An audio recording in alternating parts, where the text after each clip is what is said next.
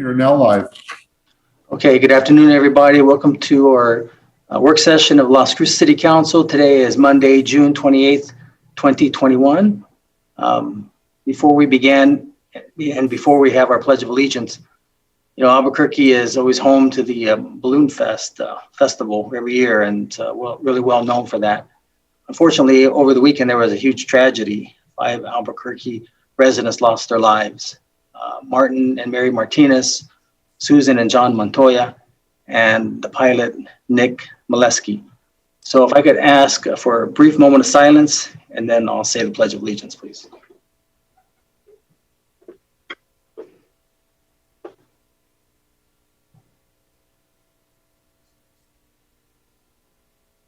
Please join me in the pledge. I pledge allegiance to the flag of the United States of America and to the republic for which it stands, one nation, under God, indivisible, with liberty and justice for all. Thank you. Okay, so now we're going to turn to, looks like Veronica. It's going to be given the pet of the week. Maybe not. All right. Hello, guys. Hi. All right. So I will go ahead and start off with the pet of the week. Right here we have Victor. He's a 3-year-old domestic short hair. A little bit about him.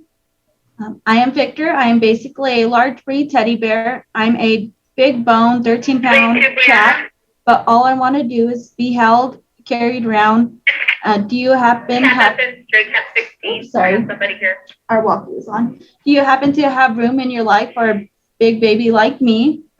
He is neutered, male. And let me go over to our dog of the week. All right. Right here is Zarbon. He's 1-year-old medium breed. He is also fixed. A little bit about him. My name is Zarbon, and my favorite day of the week is Tongue Out Tuesday. Often you will catch me with a bleep or a small goofy smile because of my underbite, but I think it makes me quirky. I am also fun size and convenience. I'm only 30 pounds, so you think you're getting a big dog, but you're really not. But yeah, that's about it, and hope you all have a good day. Okay, Vanessa, did you want to just mention where you guys are located? And yes, so we will be having some offsite events this Saturday. It'll be 9 a.m. to 12 o'clock at the farmers market. We are off of Highway 70. And then we are accepting volunteers right now and accepting new applications. So come by, help us out. We're looking for some people to take dogs out for walks and interact with cats. And we love our volunteers. And will you be opening up on July 1st? As the state opens up, will the Animal Service Center be open back to regular, normal hours? I do not have that information, but we are having a staff meeting tomorrow. So I will have Clint update everybody, and we'll more than likely send out an email and update our Facebook page and update you guys next Monday. Okay, if they need more information, they can call 575-382-0018. Yes, sir. Okay, great. Okay, thanks, Vanessa. All right, thank you. Mm-hmm. Okay, so now we're going to go to the jobs of the week. And I believe Cindy Quinlan will be doing that. Hello, everyone. Good afternoon, Mayor. Good afternoon, everyone. I'm Cindy Quillen, and these are our jobs of the week. We have a water production supervisor. This position is through the City of Las Cruces. This position will close on July the 15th of 2021. Next, we have home health aid caregivers through Rayos de Luz Home Health. There are 10 positions available, and these positions will close on July the 22nd. They're looking for a receptionist position with Greg Family Healthcare. This position closes on July the 21st. Also, there is a store clerk position available through Good News Thrift Store. This position closes on July the 21st also. And there is also a warehouse manager position available with Crescent Electrical Supply. And this position closes on September the 19th. But for a full list of all the jobs and opportunities and internships that we have available, you can visit us at www.employnm.com, or you can go to www.governmentjobs.com/careers/Las Cruces. Our local office here in Las Cruces is at 226 South Alameda Boulevard, and our phone number is 575-524-6250. Thank you so much, and have a great afternoon and a great week. Okay, great. Thanks, Cindy. And now we're going to turn to Assistant Manager Eric Enriquez with the COVID-19 update. Good afternoon, Mayor and Council. Eric Enriquez, Assistant City Manager, to give COVID-19 update. So as of today, fully vaccinated rate in Doña Ana County is 59.9% as of today. That equals 115,000 plus for those that have at least one shot, and 102,997 for those that are fully vaccinated, to equal that 59.9%. FEMA team that is in town has completed round one, where they have gone out to the Las Cruces Public Schools, Doña Ana Community College, the Farmers Market, where they've been hosting those events, and they've been doing very well. They will also have an event on the 4th of July during the concert time, I believe, from 5 to 7 p.m. to also do some vaccinations on the 4th of July. Casa Peregrinos had a vaccination clinic this past Wednesday. I share that because it was very small as far as numbers went. I think they had less than 15 that received the vaccine. But the good news is the individuals that were in line had all stated that they had already been vaccinated. And they would tell others that it was going to be available from here on out on Wednesdays. This week should boost us definitely well over the 60%, as every third week we see a spike in numbers due to the booster dosages that take place, and this week is the third week, so we should see large numbers as far as those getting their second round of the dosage.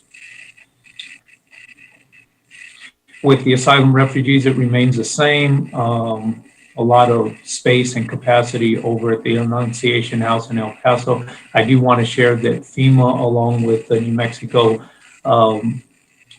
Homeland Security, is here this week with the coalition group, the faith-based organizations, doing incident command system training. That's ICS 100 and 200. It's your basic ICS information for those with the faith-based organizations on asylum refugees. And that's going on today, tomorrow, and the next day.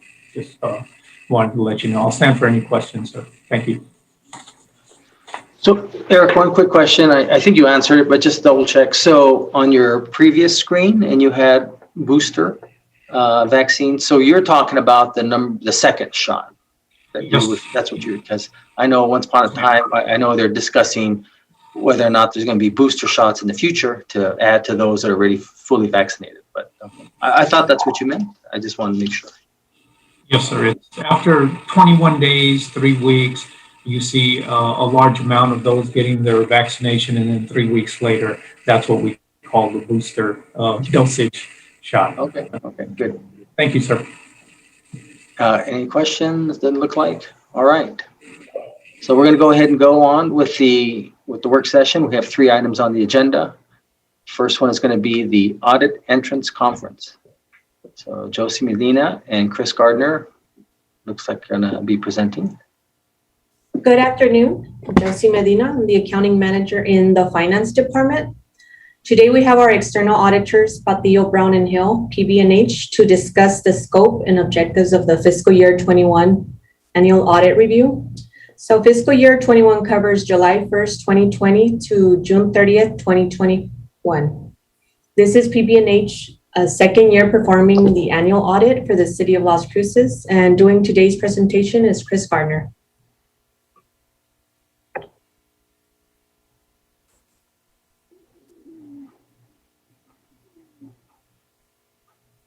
Chris, are you there?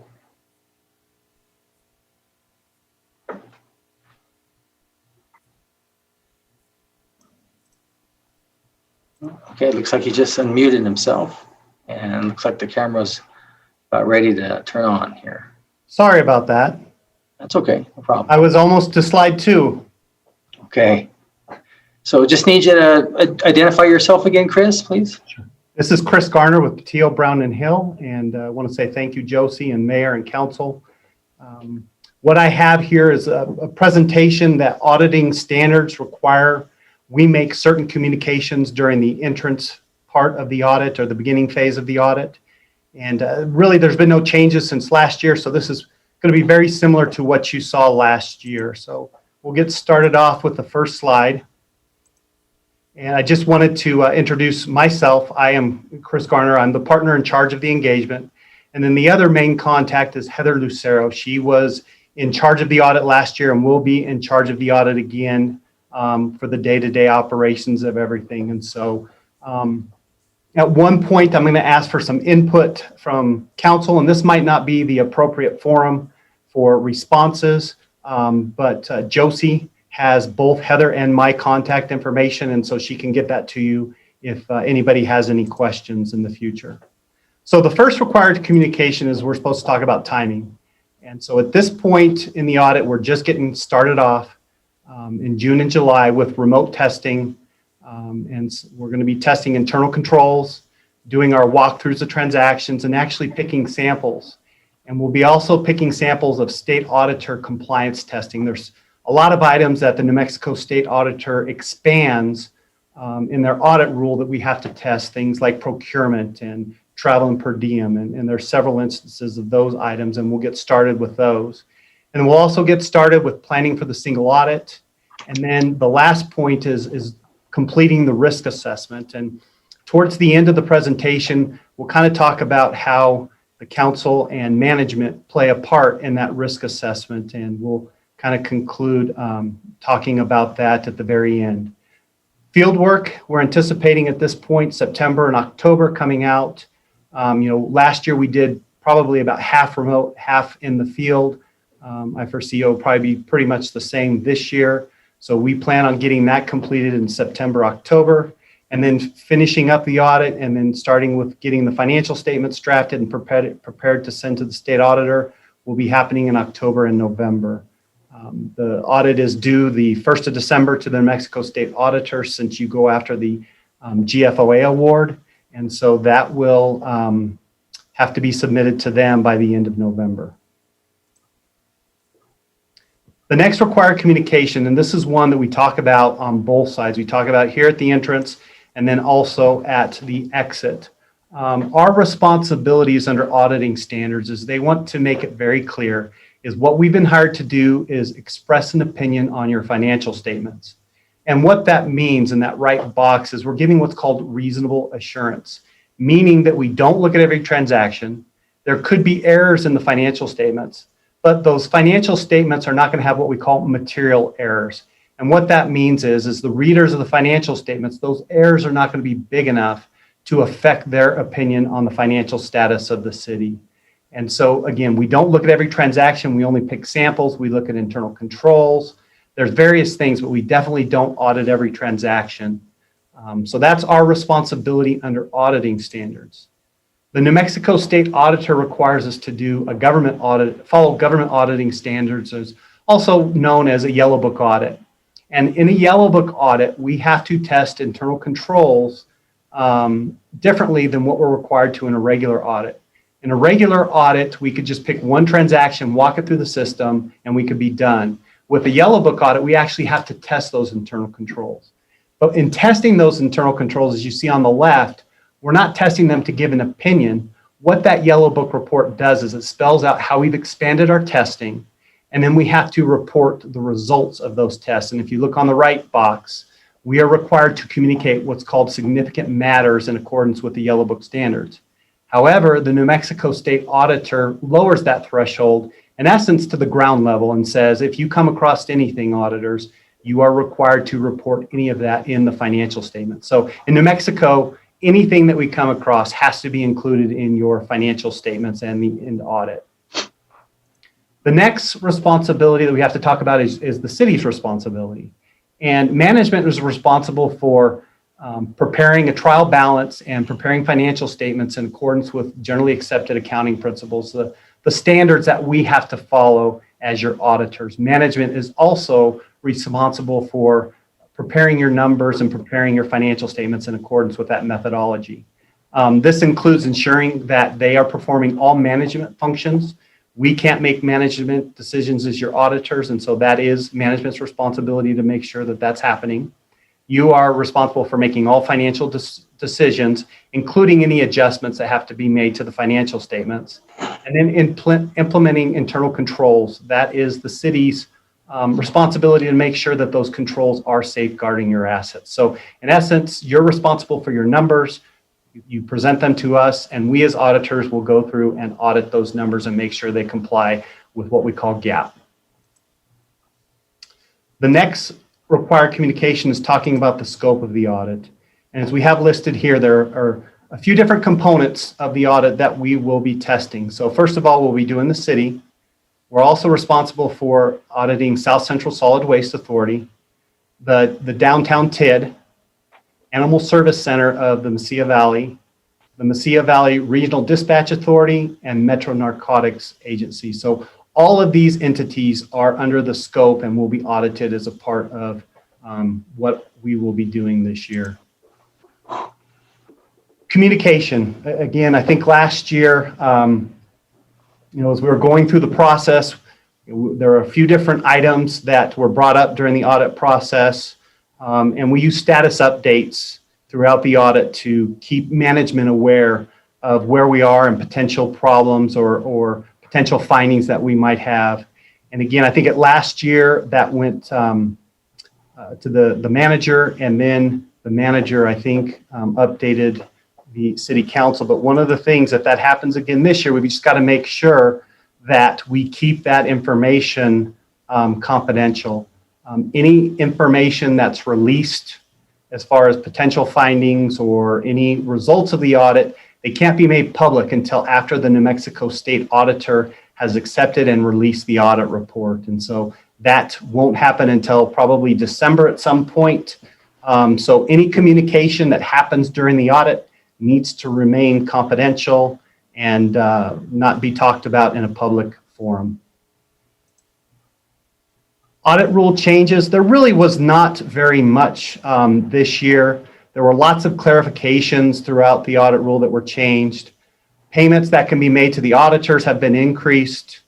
Change in auditor rotation requirements were done this year. Auditors had to rotate off after 6 years. They've changed that now to 8 years. The retiree healthcare testing. Last year we talked about with PARA, they had changed what we are required to audit. In the past, we had to actually test all the contributions to PARA and retiree healthcare to make sure that 100% of the amounts were getting submitted appropriately to those agencies. Last year, they changed PARA and said that the risk really for the city would be exempt employees that are not making contributions. So if you were to find out at a later date that somebody wasn't contributing to PARA and they should have been for the last 10 years, the city would be on, they would have a liability for the entire amount, not only the city's portion, but also the retirees' portion. And so their concern is making sure that those that are being excluded are properly excluded. This year in the state audit rule, they added the retiree healthcare to that. So we will also be testing the retiree healthcare to ensure that those that are being exempt properly.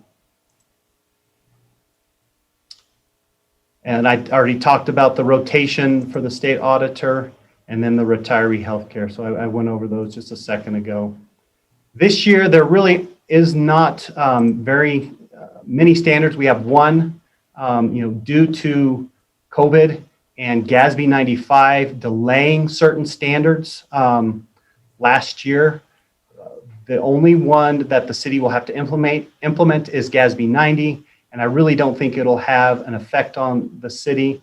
If you go out, if the city were to purchase an entity and had a majority interest in that entity, it would have to be handled in a certain way. And right now you do have one entity with a component unit, but there won't be any changes to how you're recording for the South Central Solid Waste. So this really should not have any effect upon the city this year, but it is the one new standard that will be implemented during this year's audit.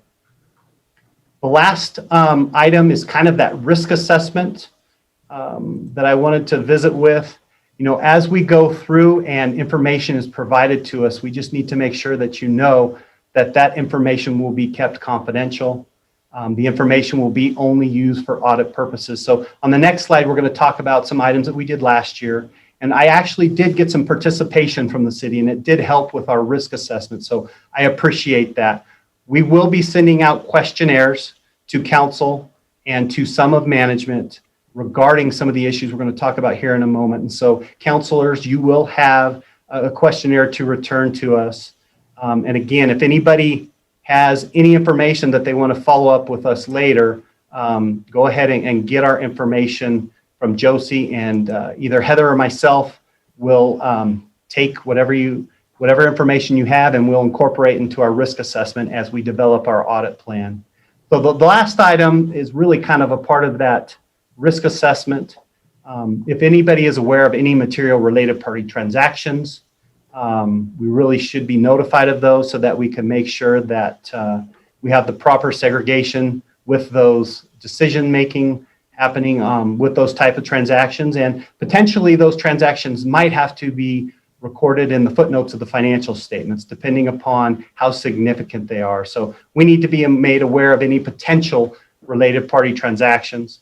If anybody has any knowledge of any fraud or any concerns that fraud could be happening, again, please let us know so that we can adjust our audit plan and look into those issues and address them and make sure that there are proper internal controls, or if not, make some recommendations. So if anybody has any of those concerns, please let us know. This next one is special audits. I know accounting doesn't always, in the finance department, they're not always aware of those. So if anybody is aware of any special audits that were performed throughout the year, if you'd please let us know. We need to get those reports so that, again, we can incorporate them into our risk assessment, which will develop the actual audit steps that we take during the audit. And then lastly, if anybody has any particular concerns with the type of transaction that was handled, and we did have some feedback last year on certain types of transactions that we did test during last year's audit. So I did appreciate the feedback. So if anybody has those, be sure and reach out to us. Again, we will take those into consideration as we develop our audit plan. With that, Mayor, I'll open up to any questions. Okay, thanks, Chris. We appreciate that. So are there any questions from council? Councilor Flores? Thank you, Mr. Mayor, and thank you, Mr. Gardner. It's nice to see you again.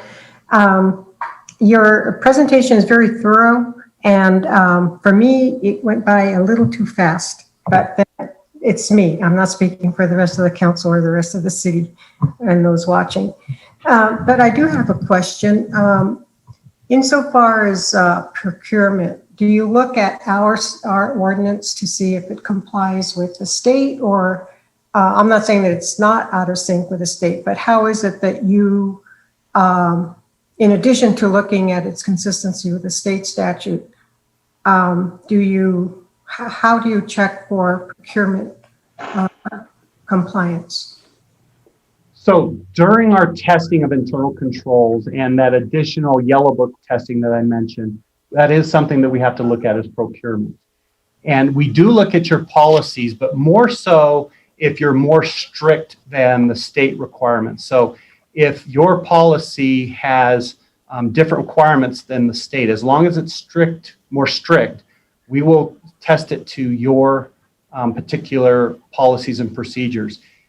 If you don't have an issue that's addressed, that the state does address, you're held to the state level. And so we do go through and we do test transactions to make sure that you are in compliance with both the state and your internal policies and procedures. And in most cases, I believe the city did have a little bit more strict guidelines than what the state requires. And so we did have to test some transactions. We pick samples and we test those transactions to ensure that they are complying with your rules and regulations. Thank you, Mr. Gardner. Sure. Thank you, Mr. Mayor. Anyone else? So, Chris, when do you foresee that we're going to begin doing these? Oh, wait a minute, I got this confused. So normally you're going to be just working with the staff for the next 6 months. It's after that, then you're going to have the preliminary discussions with what you found. And then at that time, you'll have meetings with various members of council who sit on various boards. Like, for example, you may invite those who sit on the South Central Solid Waste Authority, which is, I know the mayor pro tem, myself, and one other council member, I forgot. And then they'll be invited to, I'm sorry, Mayor Pro Tem who? Councilor Vasquez, so that's right. Mm-hmm. They'll be invited to sit in on that, right? Correct. So I think that's one thing, and maybe that's Mayor Pro Tem was going to talk about it, was just to ensure the fact that we have those meetings after you finish. So, okay. So, Mayor, yeah, what will happen is during the planning phase of the audit, we will send out questionnaires and give the opportunity for any concerns or any things that we just talked about.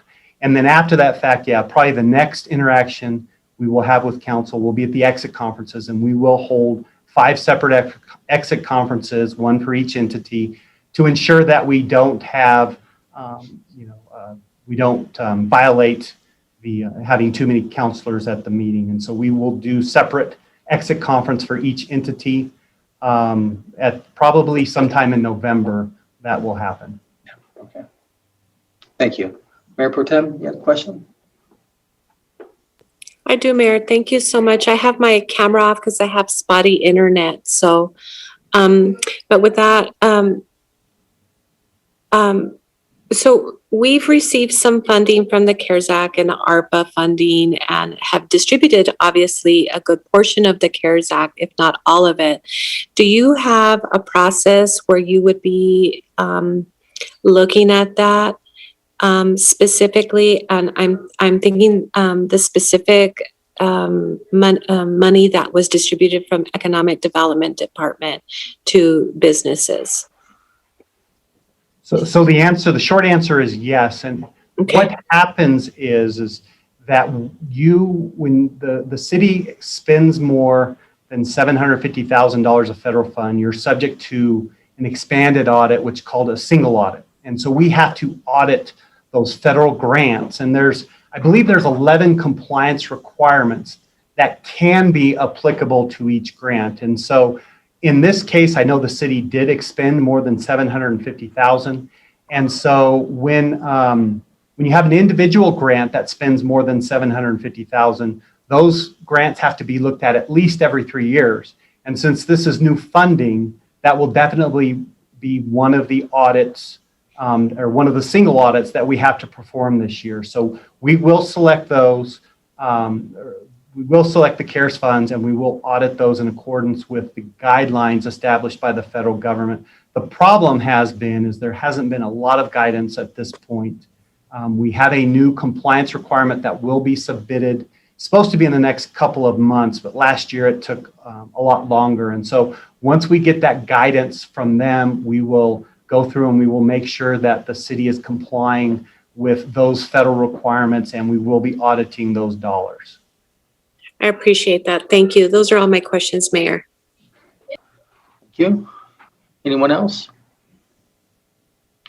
Okay, seeing none. Well, thank you, Chris. Thank you, Mayor. Okay, so next item is item 4.2, the Alliance for Regional Military Support, or ARMS, a quarterly update. Mr. Richard Dayub, and I believe Lance, I guess, is also. Oh, Eric, were you going to start things off? Oh, Mayor, Council, yes, I was just going to introduce them. Okay. I was just going to say that our next presentation gives me a pleasure and privilege to introduce Mr. Dayu and Lance Lear. They head up the Alliance for Regional Military Support, also known as ARMS. And you know their strategy is to develop actionable items to enhance the military value in the region. We've had several meetings and they've discussed a lot of great things of what they plan to do, what they're doing, and look forward to this presentation and hopefully turns into a great discussion. So without further ado, here's Richard Dayu.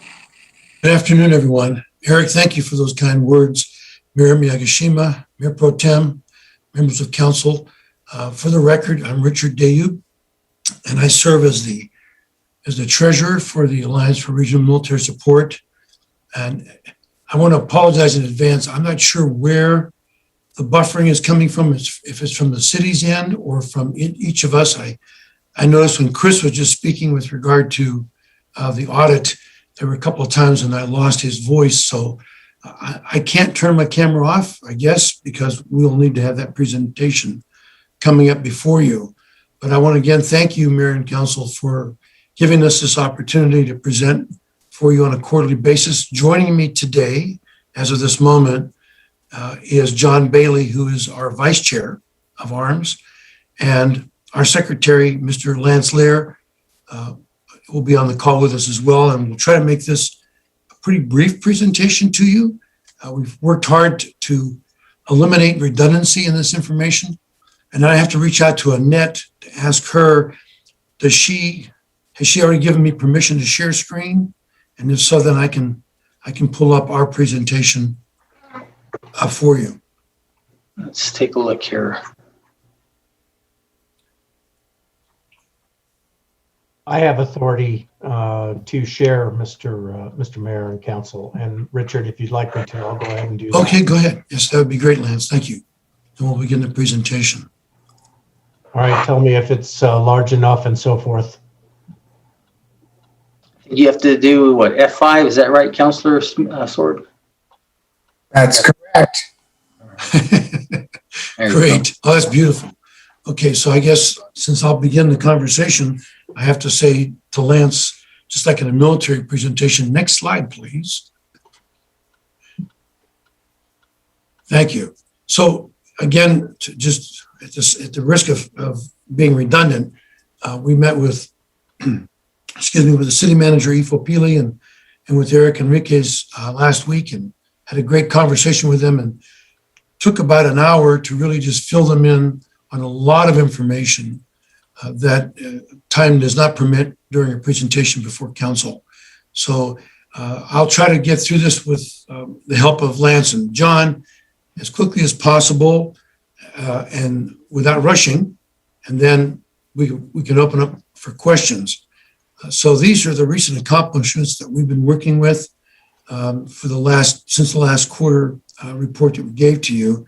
So I will not read them all to you. You're perfectly capable of doing that on your own. But I would like to highlight a couple of these, including the two-part multi-week town hall meeting emphasizing testing with both White Sands Missile Range, then Brigadier General Tribula. Of course, they've had a change of command since then.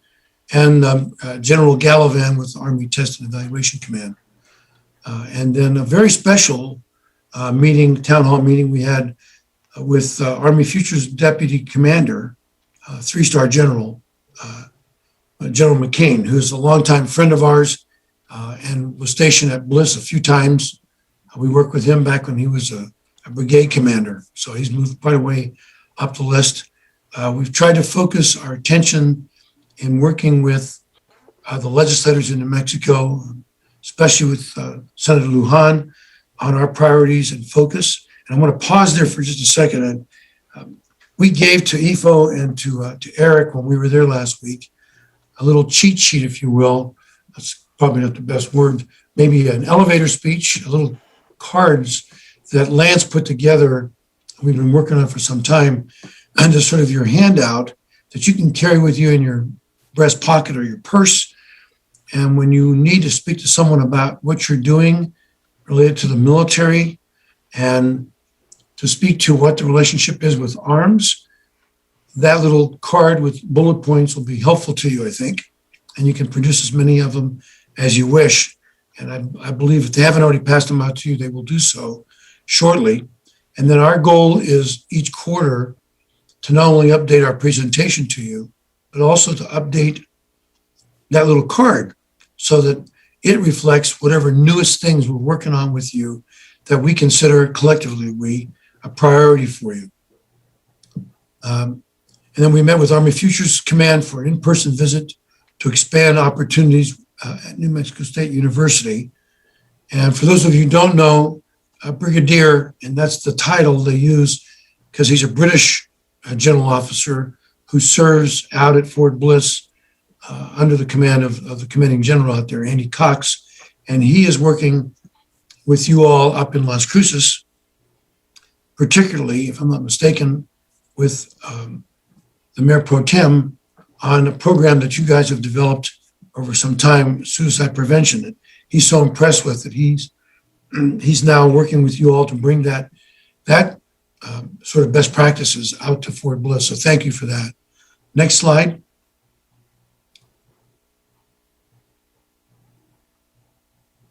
Next slide, Lance. Thank you. And I'm going hoarse already. Do you want to take over a little bit? Talk a little bit about this? Either one of you? I'll jump in. So this is the second recent accomplishment slides. Thanks to Mr. Dayub and team, we've established a memorandum of understanding with Invita and the Border Industrial Association, which we talked about at our last in-person meeting.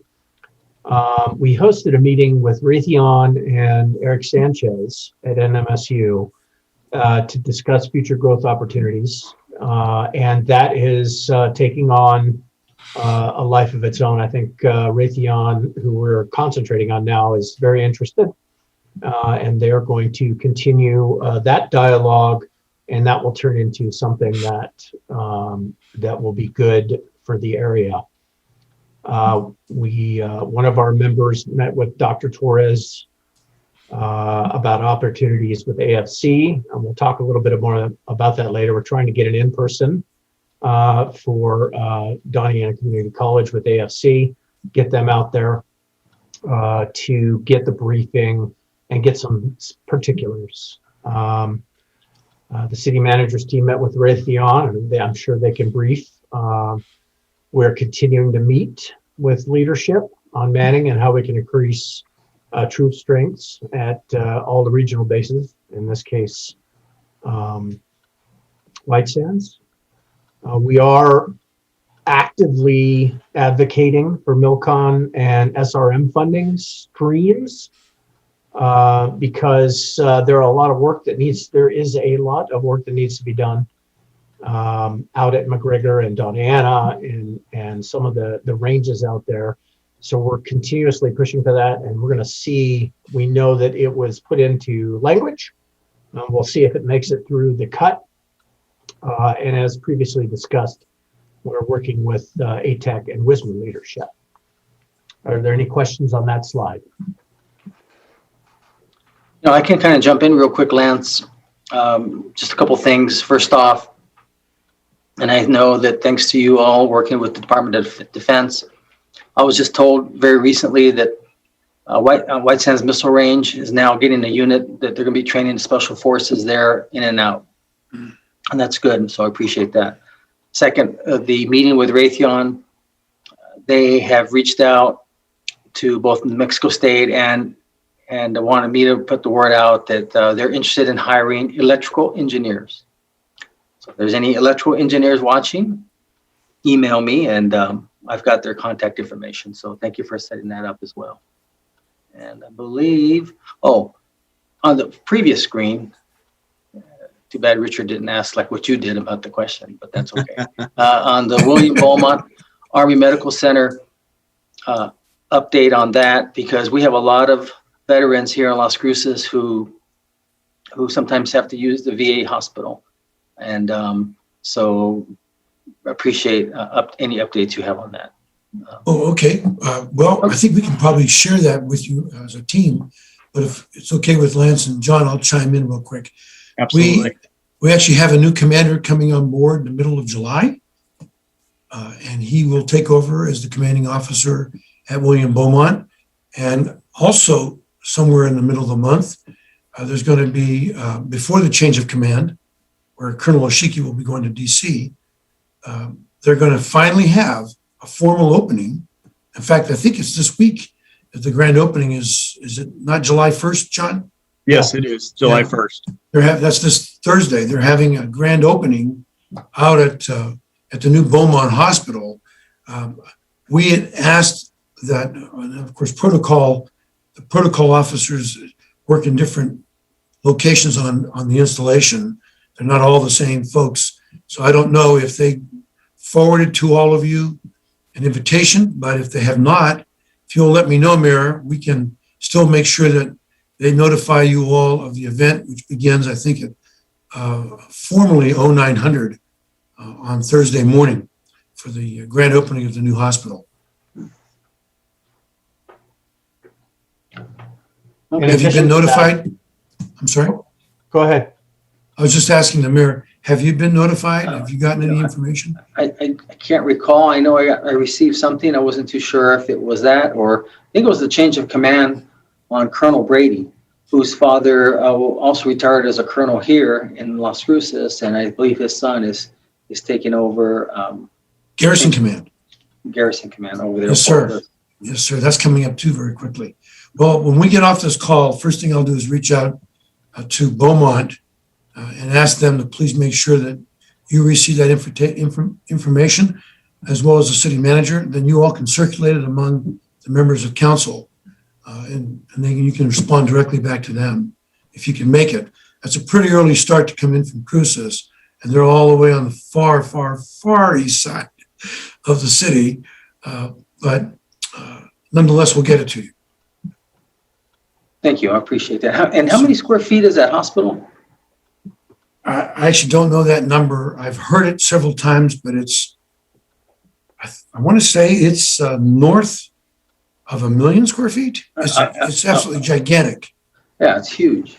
It is. It's very I think you're correct, Richard. I think you're correct on that. So, Okay. and they will be conducting tours. If you do make it out, I think they'll be conducting tours that morning as well. Just to give anyone the size, that's probably 12 Walmarts. Family centers. Yeah, that's huge. With a little bit more technology, I hope. Yeah. Okay. And I would add, Mayor, for the veterans, as you know, the VA clinic and the Army had a hard time getting together to get all that stuff put in at the same time. But Mike Emerald, who is the director of the clinic there at the old William Beaumont, has gotten that in, and they are actually starting to work the planning. And so since there is already the groundwork has been laid, so, the connections and the piping and all that are there.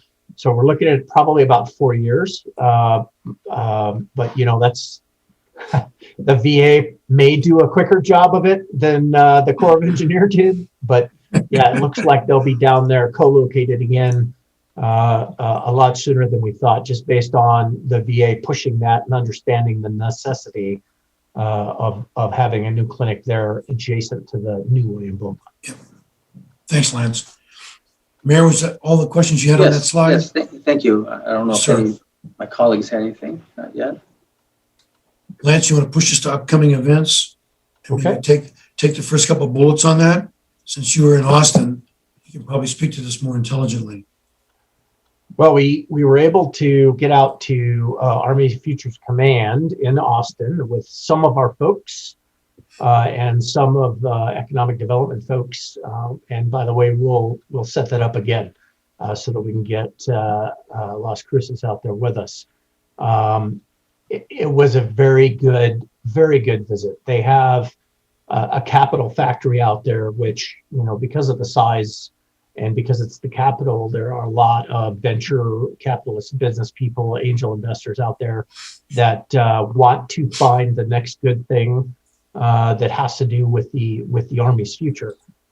They are all things upcoming, and they have quite a large pocketbook when it comes to commands. We were able to see their software factory, and we were able to see the capital factory and the Army Applications Laboratory. We have much more information on that, which we can send to you for those that are interested in working with defense, with the defense industry. They do a lot of grants and so forth. So you have to go to AAL dot, I believe is it AAL.mil? I think. Yes, it is. And so you can get on there, and those that are interested can see what the Army needs. And that's a huge change in the way that the Army procures things. So instead of saying, we want this and we want this many of it, and this is exactly what we need, they're saying, this is our problem. And if you're out there and you have the ability to address this problem, get in contact with us.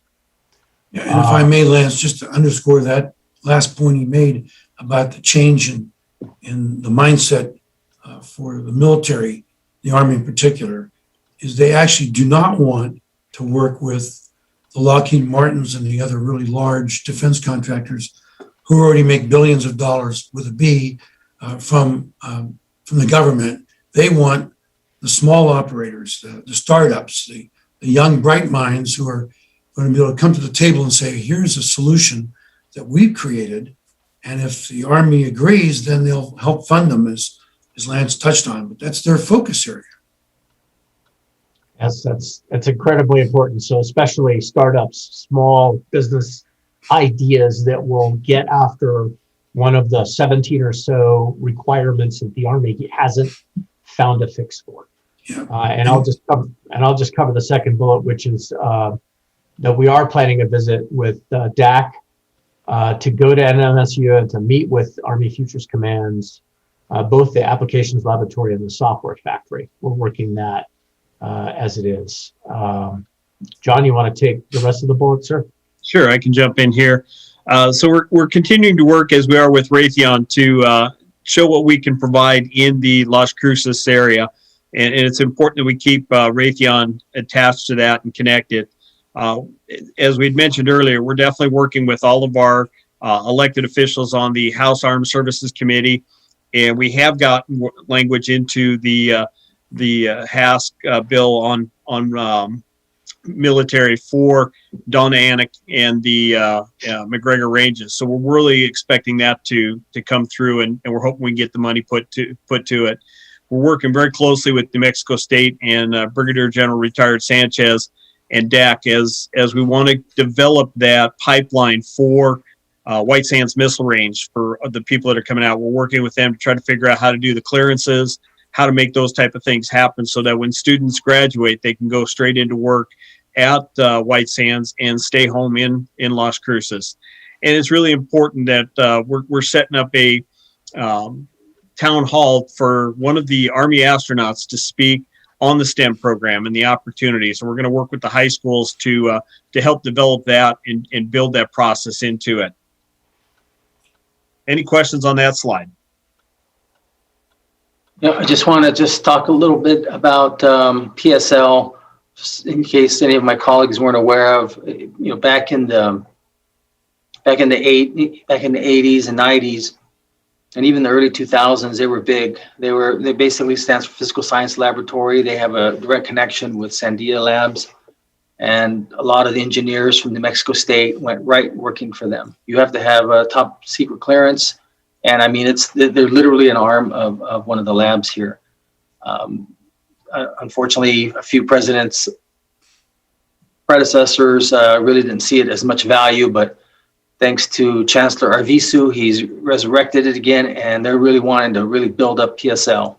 And thanks to him, and then of course retired Brigadier General Sanchez, whose wife's from Mesilla, you know, he wanted to retire here and couldn't have picked a better person. And they're really starting to again build that up, because this helps not only develop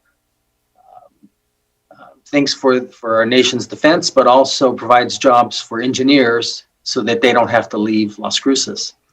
And so they're looking to probably get back to the way they used to be. I mean, they used to employ hundreds of engineers there and brings in a lot of money to the university and to the economy here of Las Cruces. So I just want to commend those involved for doing this and working with them. So I think that's really important, especially when you hear so many engineers wishing to leave. But we do have a couple questions, one Mayor Pro Tem Gondara and the other from Councilor Vasquez.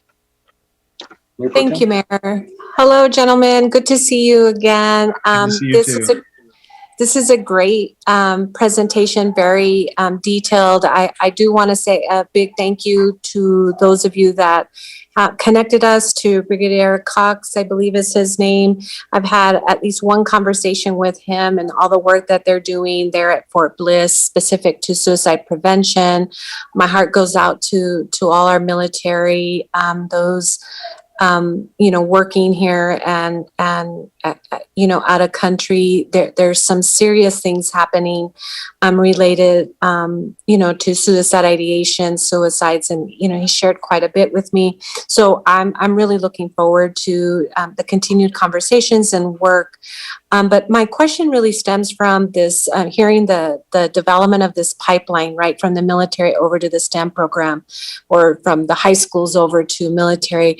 I wanted it to see if there could be a more specific conversation with our Chief Dominguez related to helping us build a good workforce. As you may or may not know, we're several officers short, and we're working diligently, and I should say LCPD working diligently to go on, and having these career fairs, just trying to get folks to work with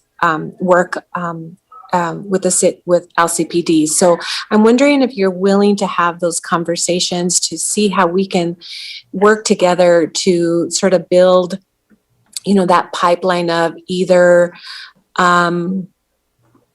high school STEM program into military, or military as they're being honorably discharged out, considering being a police officer. Ma'am, that's a great question. I'll jump in here. And the answer to that is absolutely, we can help have that conversation.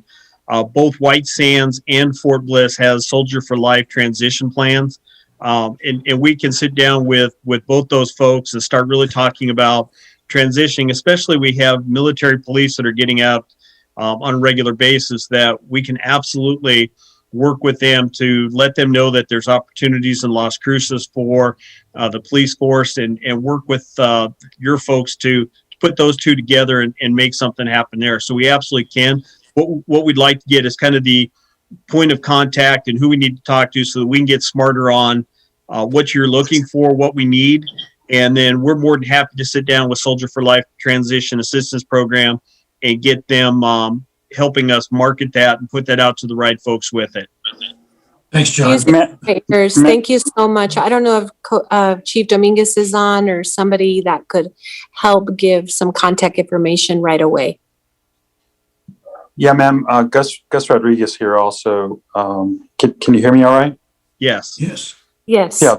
Sorry, I'm kind of in between doc appointments. So to that, the one thing that we're also considering. Excuse me, Gus. I'm yes, sorry sir. for interrupting. Can you state which organization you're with?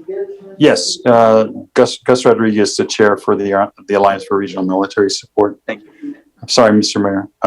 Yeah. So one thing that we're thinking about also is maybe we possibly could have the chief do a leader development session with the Fort Bliss MPs, which will expose them, given that interaction with the chief of police from Las Cruces.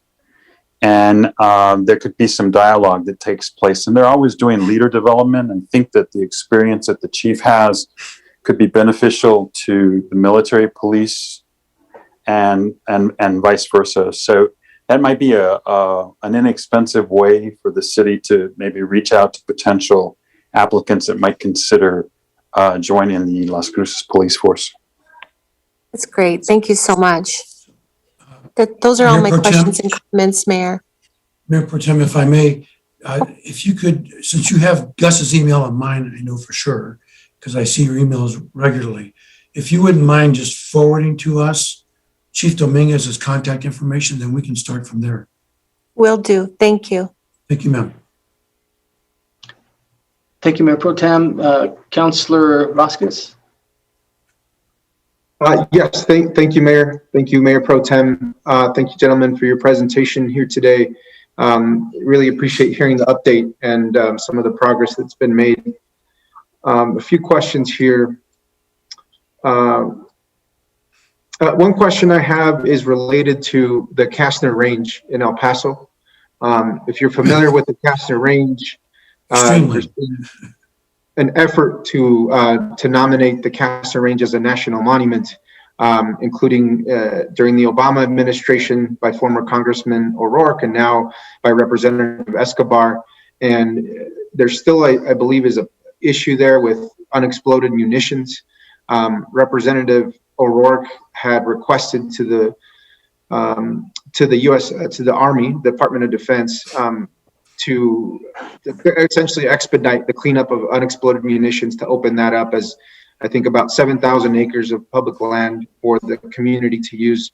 I know we're not El Paso, but we did have a chance to create a beautiful national monument here that has brought, for us, a lot of positive economic support for our community. I am just wondering if the Alliance is doing any work or would be interested in connecting with folks to ensure that that's a possibility. And I think this is a benefit for us as Las Crucens because we are kind of one region, right? And I think we would like to see more of those recreational opportunities opened on our public land. So I'm just wondering if y'all have had any interface with the Army or Department of Defense on the cleanup of unexploded munitions on the Kastner Range. Councilor Vasquez, if I could, before I say anything, Gus, do you have some info you'd like to share? Yes, Councilor Vasquez. That's a good question, sir. And so there is discussion that's continuing, that's taking place in regards to Kastner Range. The challenge with Kastner Range is the cleanup is so costly, in an environment with constrained budgets. So in conversation with leadership, it doesn't seem that that's getting any traction. What is so from a short-term perspective, it doesn't seem like it's getting traction because of the cost. From a long-term perspective, there are possibilities, and there's always that opportunity for dialogue. You just never know. Sometimes, there's something comes up that might be able to expedite it. But at this point, the cost would just be too immense. I know that that's not necessarily the answer you'd like to hear, but from a cost perspective, it's the reality of what the Department of Defense would have to do. Thanks, Gus. And if I may just add on to that, without it being a sort of an official statement, since we're not an official body to speak to this issue related to the Department of Defense and Department of Army, what I do know, because I worked when I was at the chamber with Congressman O'Rourke at the time on this to try and find a balance point, because as Gus pointed out, the cost is absolutely prohibitive at this point. I think the lowest dollar amount we heard even a few years back to clear that of unexploded, so-called UXO, unexploded ordnance, was north of $200 million. And as you know, we're trying right now just to get a much smaller number in funding for critical initiatives on the installations, both White Sands and Fort Bliss. But adding to that, though, what I believe we've been given to understand is the Army, whether it's official or unofficial, has advised the Congresswoman now and before the Congressman that there is absolutely no effort on the part of the Army to utilize that space for anything official. So they're leaving it alone anyway. But of course, it can't really be safely utilized, as you pointed out, until all that ordinance has been safely removed so that people can begin to use it and truly appreciate it. But it's really bogged down because of financial constraints more than anything else. Thank you, Mr. Dayub, and thank you, Mr. Rodriguez.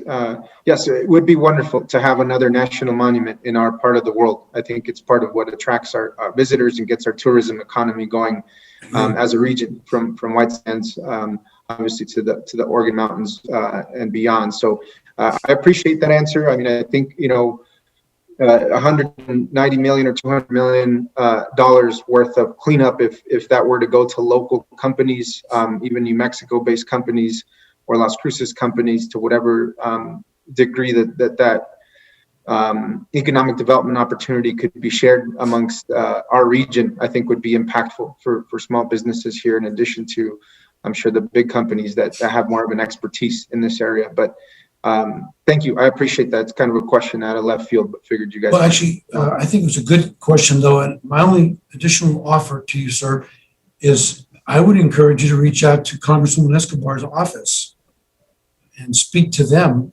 about this, to let them know that even though you're in southern New Mexico, how much you support this effort. They may be able to give you more updates that have been shared, you know, more widely. Thank you, Mr. Dave. I appreciate that. Another question here is around, and this is maybe more of an abstract question, but with the FAA licensing now the commercial space flight at Spaceport America, it seems like things are on track to start those passenger space flights into space via Virgin Galactic, which is exciting, I think, for many of us who have been waiting for movement at the spaceport for a long time.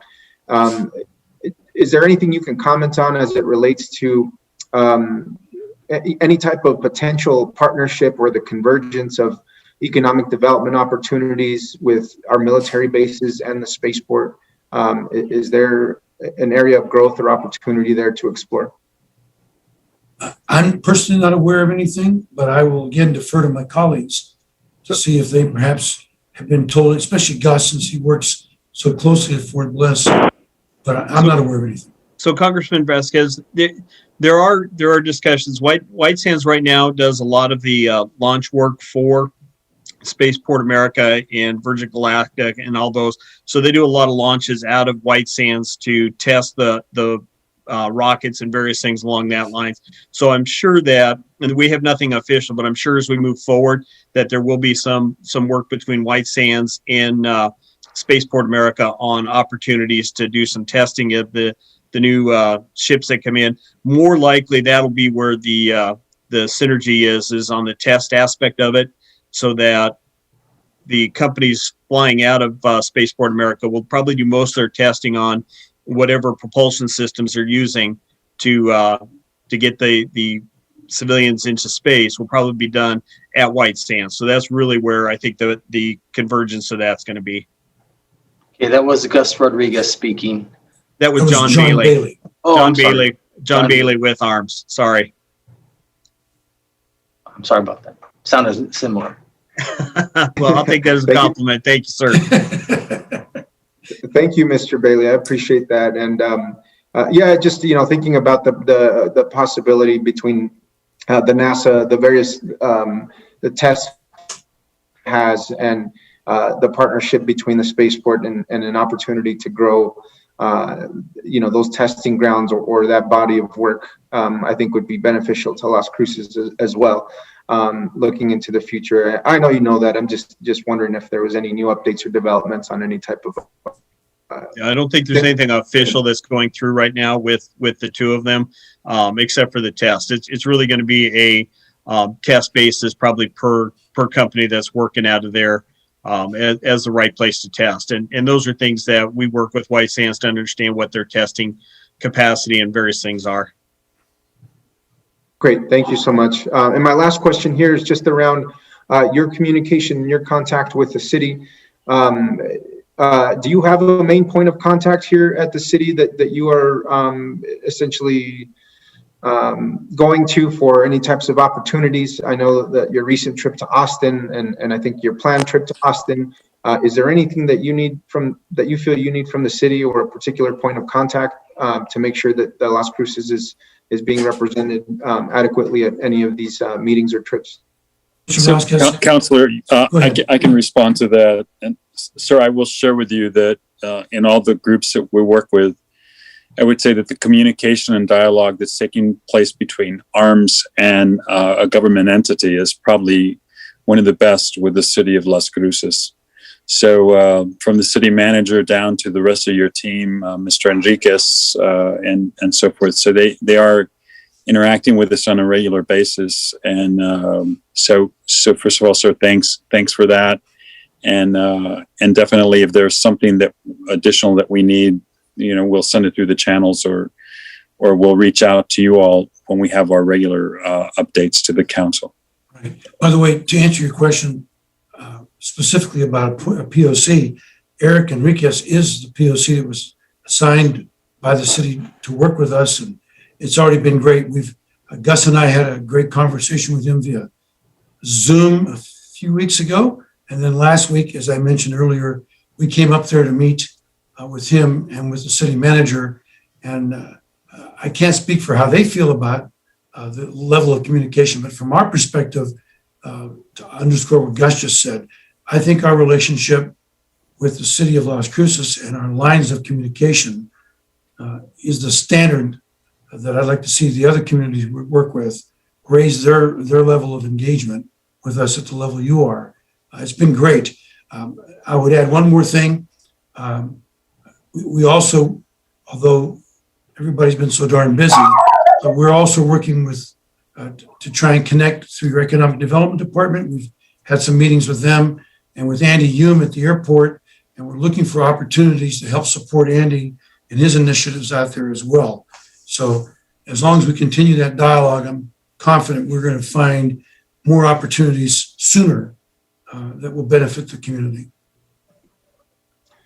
Thank you, Mr. Day. I do have one more question actually for you on here, and it's related to the National White Sands Test Facility. And I don't know to what degree you all interact with that particular operation, but you may be familiar that during the Apollo space program, NASA used the test facility for a variety of different activities related to that project. And in the process, unfortunately, there was a lot of groundwater beneath the facility that was contaminated when hazardous substances were released during the NASA operations. The cleanup, the remediation is something that's still in progress, and I believe part of it's a pretty substantial damage that was caused to the groundwater deposit there. And I think part of what I think we've at least I've thought about, or what we can think of, in terms of the mitigation and remediation of that chemical spill was perhaps, if the city of Las Cruces is losing a potential viable source of groundwater into the future, that some type of mitigation efforts, would be perhaps in order for the city of Las Cruces or for Doña Ana County, and that form of other environmental projects or conservation projects that we could implement here from any type of settlement we might expect from something related to this contamination. So is that something that you all have on your radar, or something that you've looked into at all? I can't speak for my colleagues, but this is Richard Day. But from my knowledge, I actually have no information about any ongoing discussions related to this. Gus is our point of contact with Fort Bliss, as well as indirectly with White Sands. And unfortunately, the young man from Las Cruces who works with us, Kevin Cardoso, couldn't join us today to see if perhaps he may have any information on this. Have you had any dialogue, Councilman, with any of the New Mexico delegation about this issue? Because this is really, this issue, in my view, is raised to that level where it really would have to engage both of your U.S. senators as well as your congresswoman for this discussion with White Sands. Gus, do you have anything to add to that? No. The only comment, Councilor, in reference to your question, is, well, the only comment that I have is that we have not had any interaction with the NASA side of White Sands. at this point. So that would have to be something that we would have to follow up with individuals and see if we can get some additional information for you and for the council. Thank you, Mr. Dave and Mr. Rodriguez. Yes, that information was shared to me from Senator Lujan's office, and no new updates other than that they're continuing to assess the damage that was caused to put a dollar number on what the cleanup cost would take. And my understanding is the cleanup of that water source would be so long into the future that we essentially, wouldn't be in our generation, certainly not in our kids' generation either. So the thought of around compensation to, any lost potential resource there might come in other types of environmental mitigation projects in the city, if that were to be what happens. But I think that's an issue just to watch closely for us, considering how precious our water resources are here.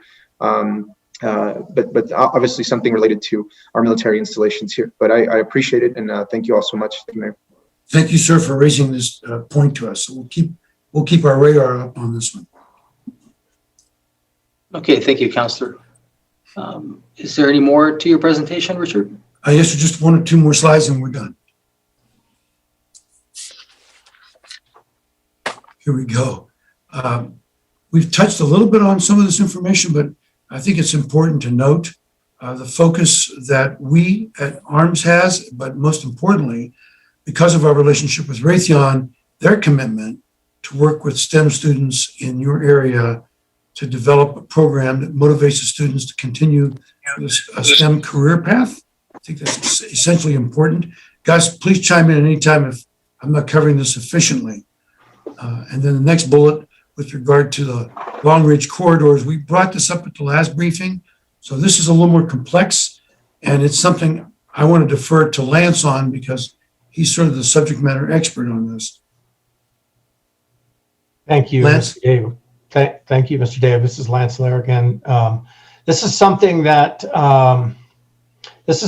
requires interstate, intrastate, and national level work because it is the long range corridors are basically state to state and national, as well as Army Training or Testing Evaluation Command particles.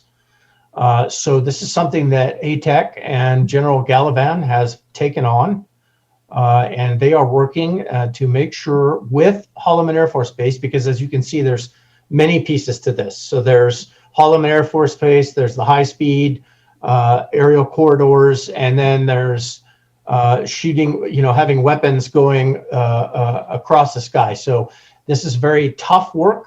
But they're hashing it out, and I know that White Sands and Holloman speak, and I know that ATEC and all their pieces are speaking amongst all of that.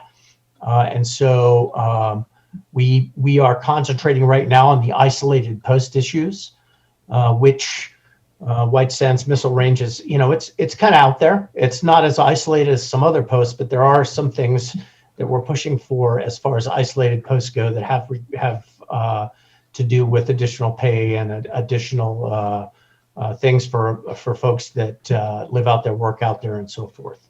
And hopefully that answers your question. Thank you, sir. The last bullet I'll just touch on, we briefly discussed this last week when we were up there meeting with Eric and Mr. Peely, but I want to underscore this. And Mayor, I think we've brought this to your attention just in passing, but of course, last year it didn't happen because of COVID, but this year we're back on track. The Association of the United States Army has its national symposium every October in Washington, D.C. It is monumental in size. They take the entire Walter Washington Convention Center for this event, and it's 3 days of organized helter-skelter. Everyone who's anyone in a green suit is there. Many of our legislators are there. And so it gives us a great opportunity to meet with them firsthand and talk about opportunities to sell ourselves as our community. We very much would like for you, Mayor, to join us and anyone else within your team who wishes to go. We have to be up there. I believe the actual program runs on from Monday, I think it's the 11th of October to the 14th of October. You have to arrive on Sunday. And of course, it's not an inexpensive investment because of hotels, their costs, and the flight airfare to get there. But it is time well spent. We've been going up every year for as long as I can remember. And we are successful through our consultants that you help pay for with Cypress. They help coordinate for us meetings in advance with key leaders, both green suitors and defense contractors, to court them, to answer questions for them. But I can't underscore how important it is to have our elected civic leadership in our company when we're there.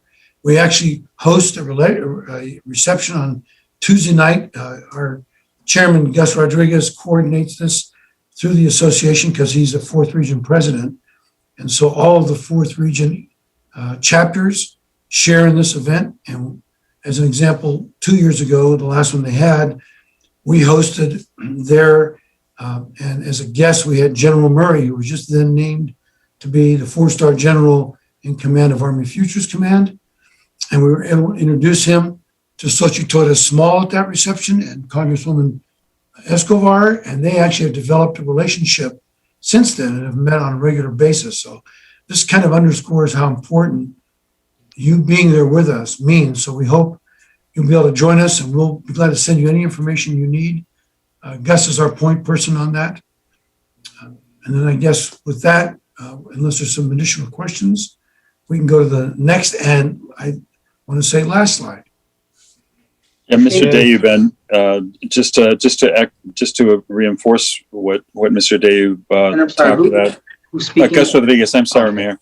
Yeah, I forget to keep identifying myself. I'm sorry, sir.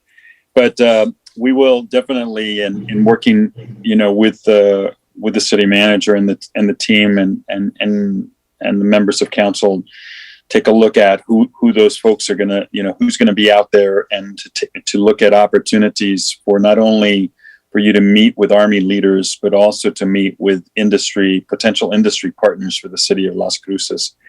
So it's a really great opportunity where you have everybody there, and you can hit a lot of potential targets, while you're there and start working a relationship. Thank you. I believe Councilor Sorg has a comment or question.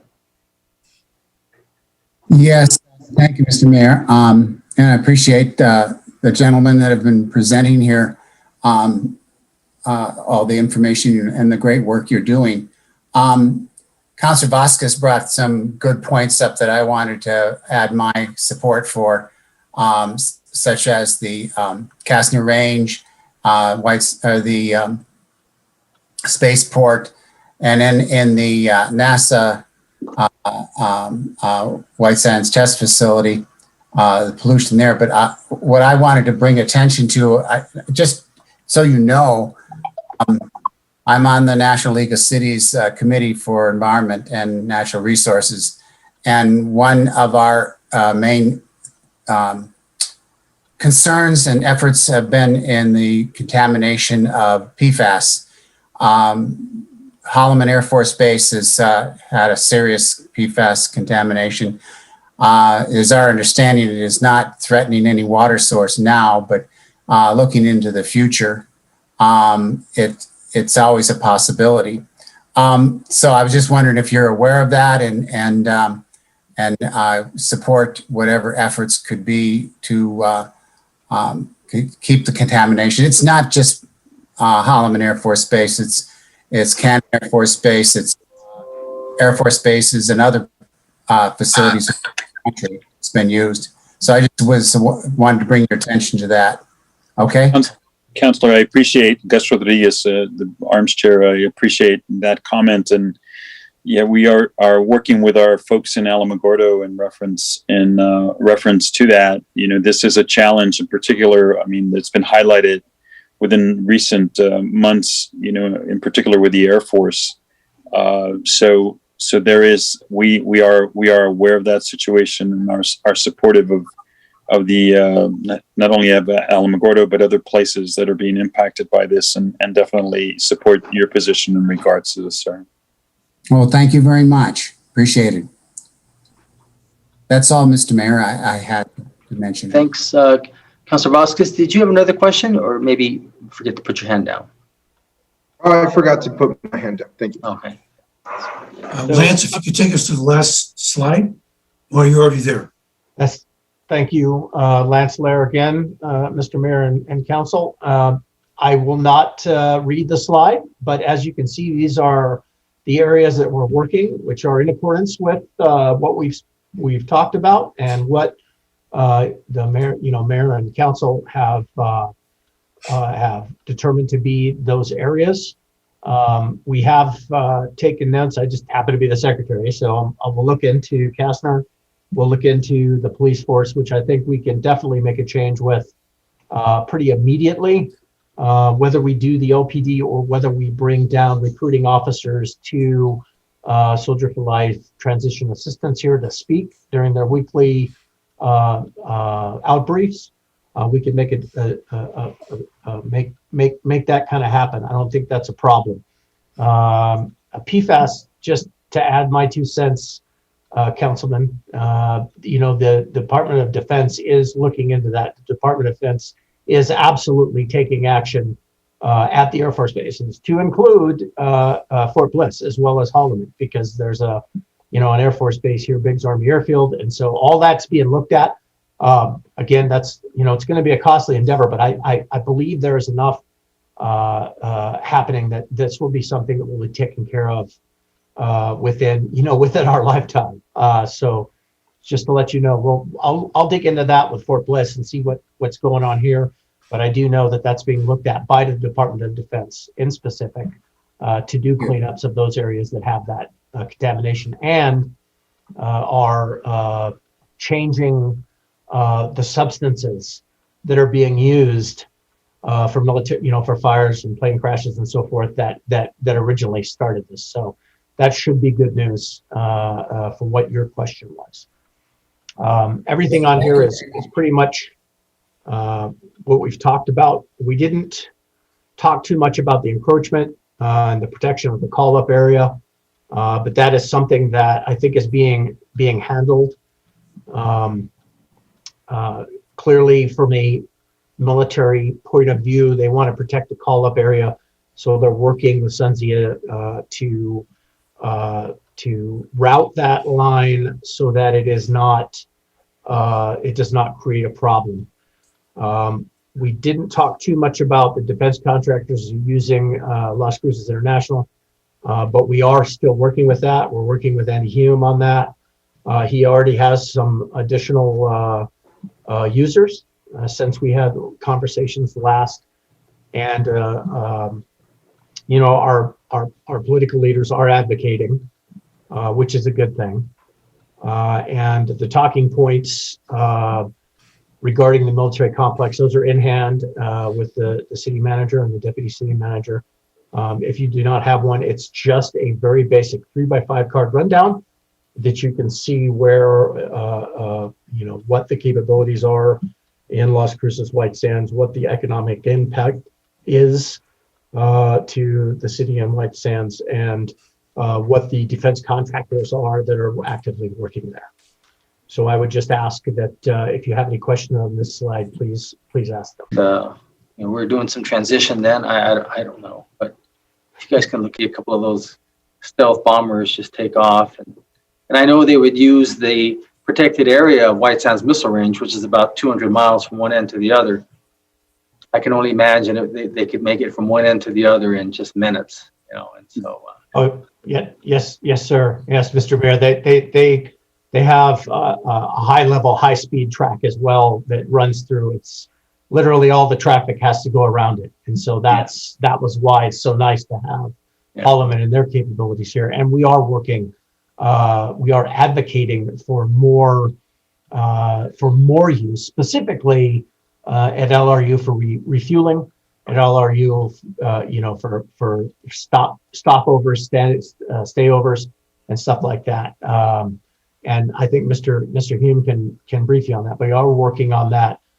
Fort Bliss, has a small agreement, and we're looking for other customers, and hopefully we can continue to populate or repopulate LRU with that capability. Okay, very good. I think Andy's on the call, Mayor. I don't know if he has anything to add or to ask of us that we might be able to help him with. I understand, although Kevin Cardosa couldn't be on the call with us. By the way, this is Richard Dave. But I believe a week or so ago, Kevin reached out to me and I gave him Andy's contact because he had someone he was working with that was interested in leasing some space out at the airport. So I don't have any more information on that. Everybody recognizes your voice, Richard. Okay, I don't know if Andy wanted to jump on this or not. Yes, sir. Mr. Mayor, thank you very much. I appreciate having an opportunity to comment on this. This is Andy Hume, Airport Administrator for Las Cruces International Airport. I was able to connect with Kevin, and we did have a conversation about some potential interest in an organization located here at the airport. Also, as you pointed out, Mr. Mayor, we did used to have the Navy. Also, we used to have the Marines out of the Yuma base come and practice a couple of times a year as well. And we do frequently have transient military traffic fly through on a regular basis. We certainly enjoy them coming through. And we also have a lot of practice flights out of Biggs as well. So we have some going on, as was pointed out, but certainly have room for a lot more growth in that regard. One thing we don't have room for, unfortunately, is Air Force One. It's just too big. And it caused $700,000 of damage when the last time it landed. So I remember that. Not so funny. No, it's just too heavy. It's just, yeah, so. Okay, great. Well, I thank can you. close our presentation, Mayor. Thank you, gentlemen. Thank you for this presentation, and we appreciate all that you do. And thank you for, just to circle back, the main reason why I like having you, and I think you mentioned it about a 4-star general. There's only 8 in the Army. And years ago, when the government starts looking at reducing military bases, we do not want to be on that list. And I know your contacts with these key people at the Pentagon and Department of Defense is going to be crucial for keeping White Sands Missile Range, Holloman, and Fort Bliss all intact as they all work well together. So, thank you, sir. Thank you, Mayor. Again, we hope you can join us in Washington. I should be able to. I think those dates might work out pretty good. Well, thank you, sir. Thank you, Council. Appreciate your time. If there's no more questions, we'll sign off and let you get back to your real jobs. Okay, thanks. Well, we appreciate it. Thank you, sir. Thank you, sir. Thank you. Okay, so last item is item 4.3, bicycle and pedestrian safety presentation. And Andrew Ray.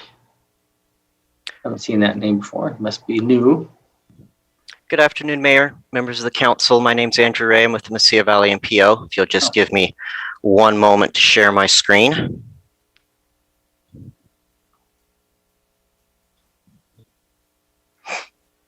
So it's been a while since I've been on the MPO. I mean, it's been, in fact, I was on there in 1992. So who do you work for, Andrew? Do you work for the city or do you work for one of the other departments? I am currently the MPO officer for the MPO, housed here in the city as the administrative and fiscal agent.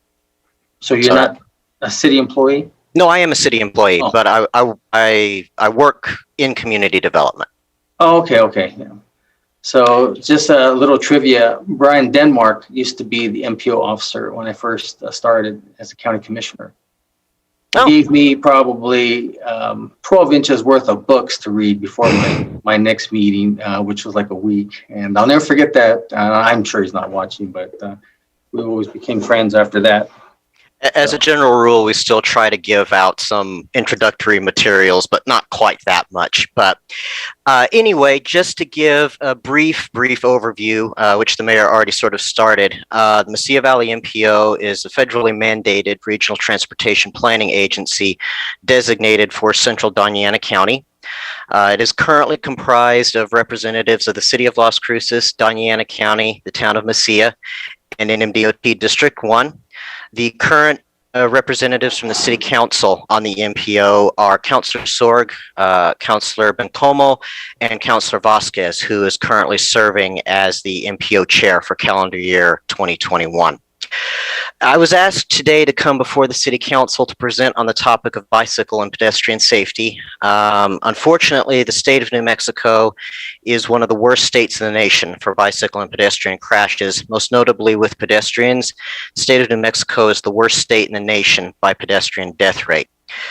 In 2019, which is the most recent year for which we have data, there were 10 non-motorized fatalities within the Mesilla Valley MPO area, which includes the City of Las Cruces, the Town of Mesilla, and most of central Doñana County, extending from Radium Springs in the north down to Barreno in the south, where we abut the El Paso MPO.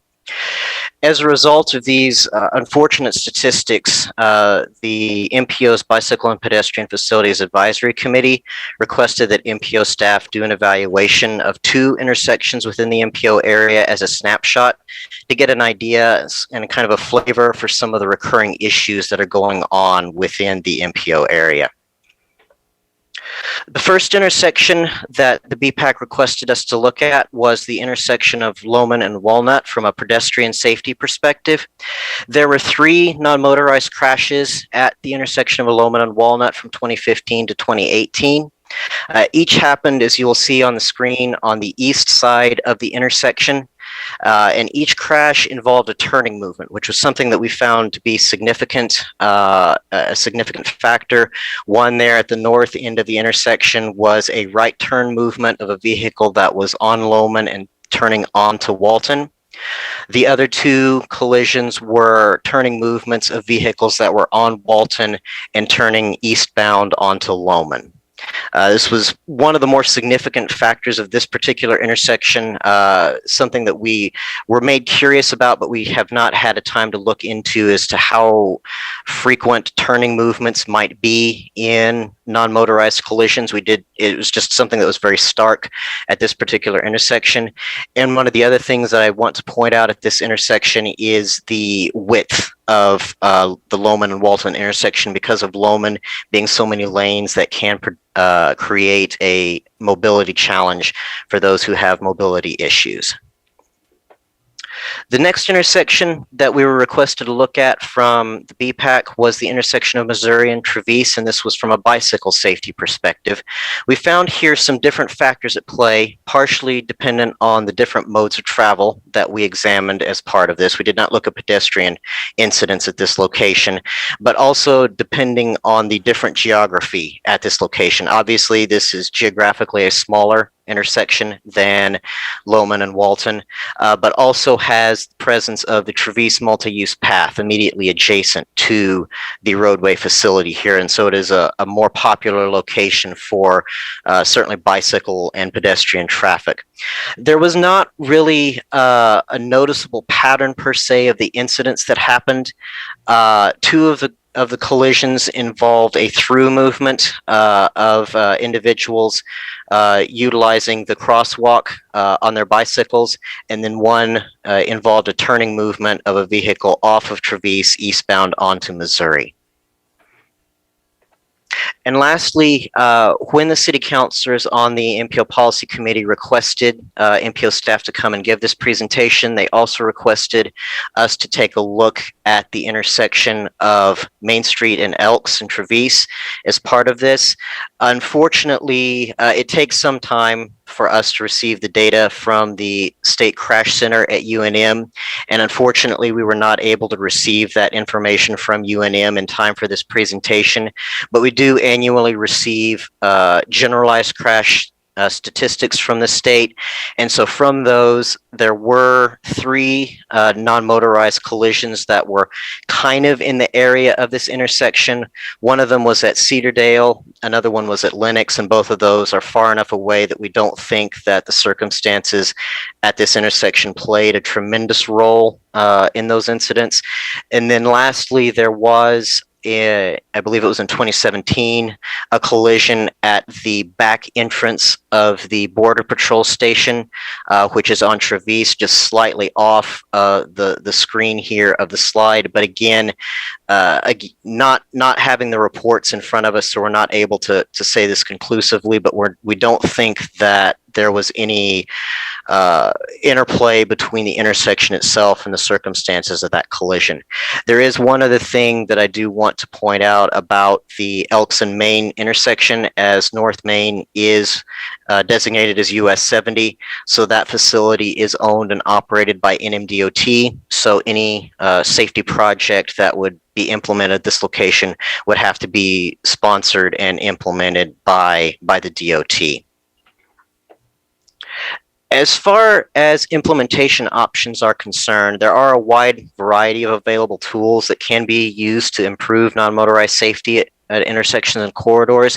I'm going to go over a number of those today, but this will just be a sample. I don't want anything that I say here to be interpreted as this is an all-inclusive list. It by no means is not so. This is just intended to be a sample.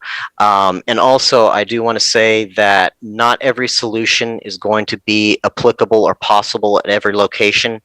It's an unfortunate reality that compromise in either cost or implementation is almost always necessary when constructing in the built environment. And lastly, I also want to highlight something that doesn't usually get a lot of attention, but I think it is something that in the context of this conversation is important to understand and acknowledge. There is a distinct tendency to lump bicycle and pedestrian modes together under the rubric of non-motorized. I've been doing it myself to some extent over the course of this presentation, and that is a fairly common thing. But it does need to be understood that this nomenclature can be very misleading because bicycle and pedestrian modes of travel are in very significant aspects very dissimilar from each other. They're not the same. Bicycling involves the use of a vehicle. Pedestrian is just the use of your own 2 feet and or mobility assistance devices. So they're very different in that regard. And because of that, sometimes safety treatments that can improve safety for one mode of travel may in fact not improve safety for both modes of travel. And in fact, sometimes safety improvements for one can be incompatible with safety improvements for the other. During the rest of my presentation, I'm going to be splitting my analysis. I'll be looking at both pedestrian and bicycle safety improvements separately. And while I do want to say that they can be very different, most of the time, things that are going to improve safety for one will improve safety for both. The first safety treatment that I'm going to highlight today is the concept of pedestrian refuges. This is one of the most popular form of safety improvement. The idea here is to reduce the amount of distance that a pedestrian has to cover before they reach a spot of safety or increased safety within the intersection. This is done by the construction of a curbed facility within the median of the road to give the pedestrian an opportunity to stop, have a rest. If the light has already changed, then they can wait there for the next light. As I said, this is a relatively popular improvement. It's also a relatively simple improvement, but it is one of the pedestrian improvements that can show the most significant positive impact for safety within an intersection. Everything, of course, has its downsides, and the biggest challenge with pedestrian refuges, the implementation of pedestrian refuges, is often right-of-way. There can be a limit in right-of-way, and pedestrian refuges may not be able to be effectively constructed within constrained right-of-way. The next item that I'm going to bring up is curb extensions, which is very similar in concept to pedestrian refuges, but is just on the outside of the intersection rather than being on the inside. The idea here again is to shorten the space that the pedestrian has to cross in order to reach a safer spot. Curb extensions can be especially useful in locations where a pedestrian refuge is not possible due to right-of-way constraints. However, while curb extensions can have right-of-way constraints of their own, this is one of the instances where sometimes the two modes of bicycle and pedestrian may not be the most compatible with each other, because due to the way that the bicycle lanes may be configured in a facility, the curb extension may actually interfere with the bicycle lane of travel. So that is something that should be considered and evaluated during the design process. Continental striping is actually a very common treatment that's already used within the city of Las Cruces. You see it at most intersections within the city already, but it is a very important one because it is a very low cost but a very significant safety improvement. Studies have conclusively demonstrated that continental striping is safer and more effective, that the pedestrian is more visible to the motorist within the roadway when they're within the crosswalk. And the definition of the continental striping is it's these vertical, from the perspective of the motorist, vertical lines that are striped on the roadway, and not the horizontal lines. The horizontal lines by themselves have been proven to not be a very effective crosswalk, whereas this vertical hatching, or horizontal as it appears on the slide, is a much more effective means of visually breaking up the scene to alert drivers to the fact that there is a pedestrian in the crosswalk. Additionally, the maintenance for continental striping is overall lower because you're not getting as much wear and tear on the paint, on the striping on the facility from tire wear, and so the striping tends to last longer. Again, this is a very common treatment that's used throughout the city of Las Cruces. And here on this slide is the concept of raised crosswalks, which is a concept that is becoming more popular across the United States and around the world. It's a relatively new, a newer concept. And the idea here is to, instead of having the pedestrian step down to the roadway, the idea is to elevate the roadway to the level of the sidewalk so that the pedestrian just steps out naturally into the intersection, and it creates effectively one large speed table of the entirety of the intersection, so that the cars have to go up to the level of the pedestrians, and it creates a physical barrier there, which improves pedestrian safety. This is also a very effective tool in placemaking. If a municipality or jurisdiction is looking to sort of put a stamp onto a place and say, this is a location that we're trying to build around and create a unique identity for, raised crosswalks are an excellent way of doing so. You can create very interesting patterns and geometric designs within the intersection, and they tend to last longer because of the reduced speed of vehicular traffic through a raised crosswalk area. The downside of the raised crosswalks tends to be it does come with an increased implementation and maintenance cost for the jurisdiction, and raised crosswalks can create problems for freight movement, so it's a treatment that's most appropriate at areas that are intended to have high levels of foot traffic, and probably not going to be very useful in areas that are intended to support a large volume of freight movement. Moving on to bicycle safety improvement treatments. Bike boxes, as we see here on the slide, and green bike lanes in general, are a very common means around the country of designating and improving safety for bicycle spaces on the roadway because of that very sharp visual contrast for the motorist to see the green bike lane there. It gives a kind of a mental constraint on the motorist to realize this is not part of their intended driving lane, that it is something that is set aside for the cyclist. This is very successful at improving bike and ped safety throughout the country. And it's my understanding, I was informed by Ms. Lisa LaRocque last week, that I believe that the city is going to be including some form of green striping as part of the bike and ped improvement project that's going to be going along in the Walnut and Madrid part of Las Cruces. And also, one of the big advantages of this bicycle treatment is that this treatment can be combined effectively with almost any other treatment that's out there to improve safety. Similar in concept to the idea of the pedestrian refuge, and can also be effectively combined with that, is the idea of the protected intersection. And if you can see my cursor here, the idea is to build in physical curbs, effectively barriers to the vehicular movement, to carve out space for both the cyclist and for the pedestrian, so that there's a barrier between the vehicular traffic and the vulnerable user. Again, this is a very effective treatment that is effective for both bicycle and pedestrian users. Unfortunately, similar to some of the others that we have talked about, the pedestrian refuge, etc., the implementation of protected intersections can be constrained by limited right-of-way.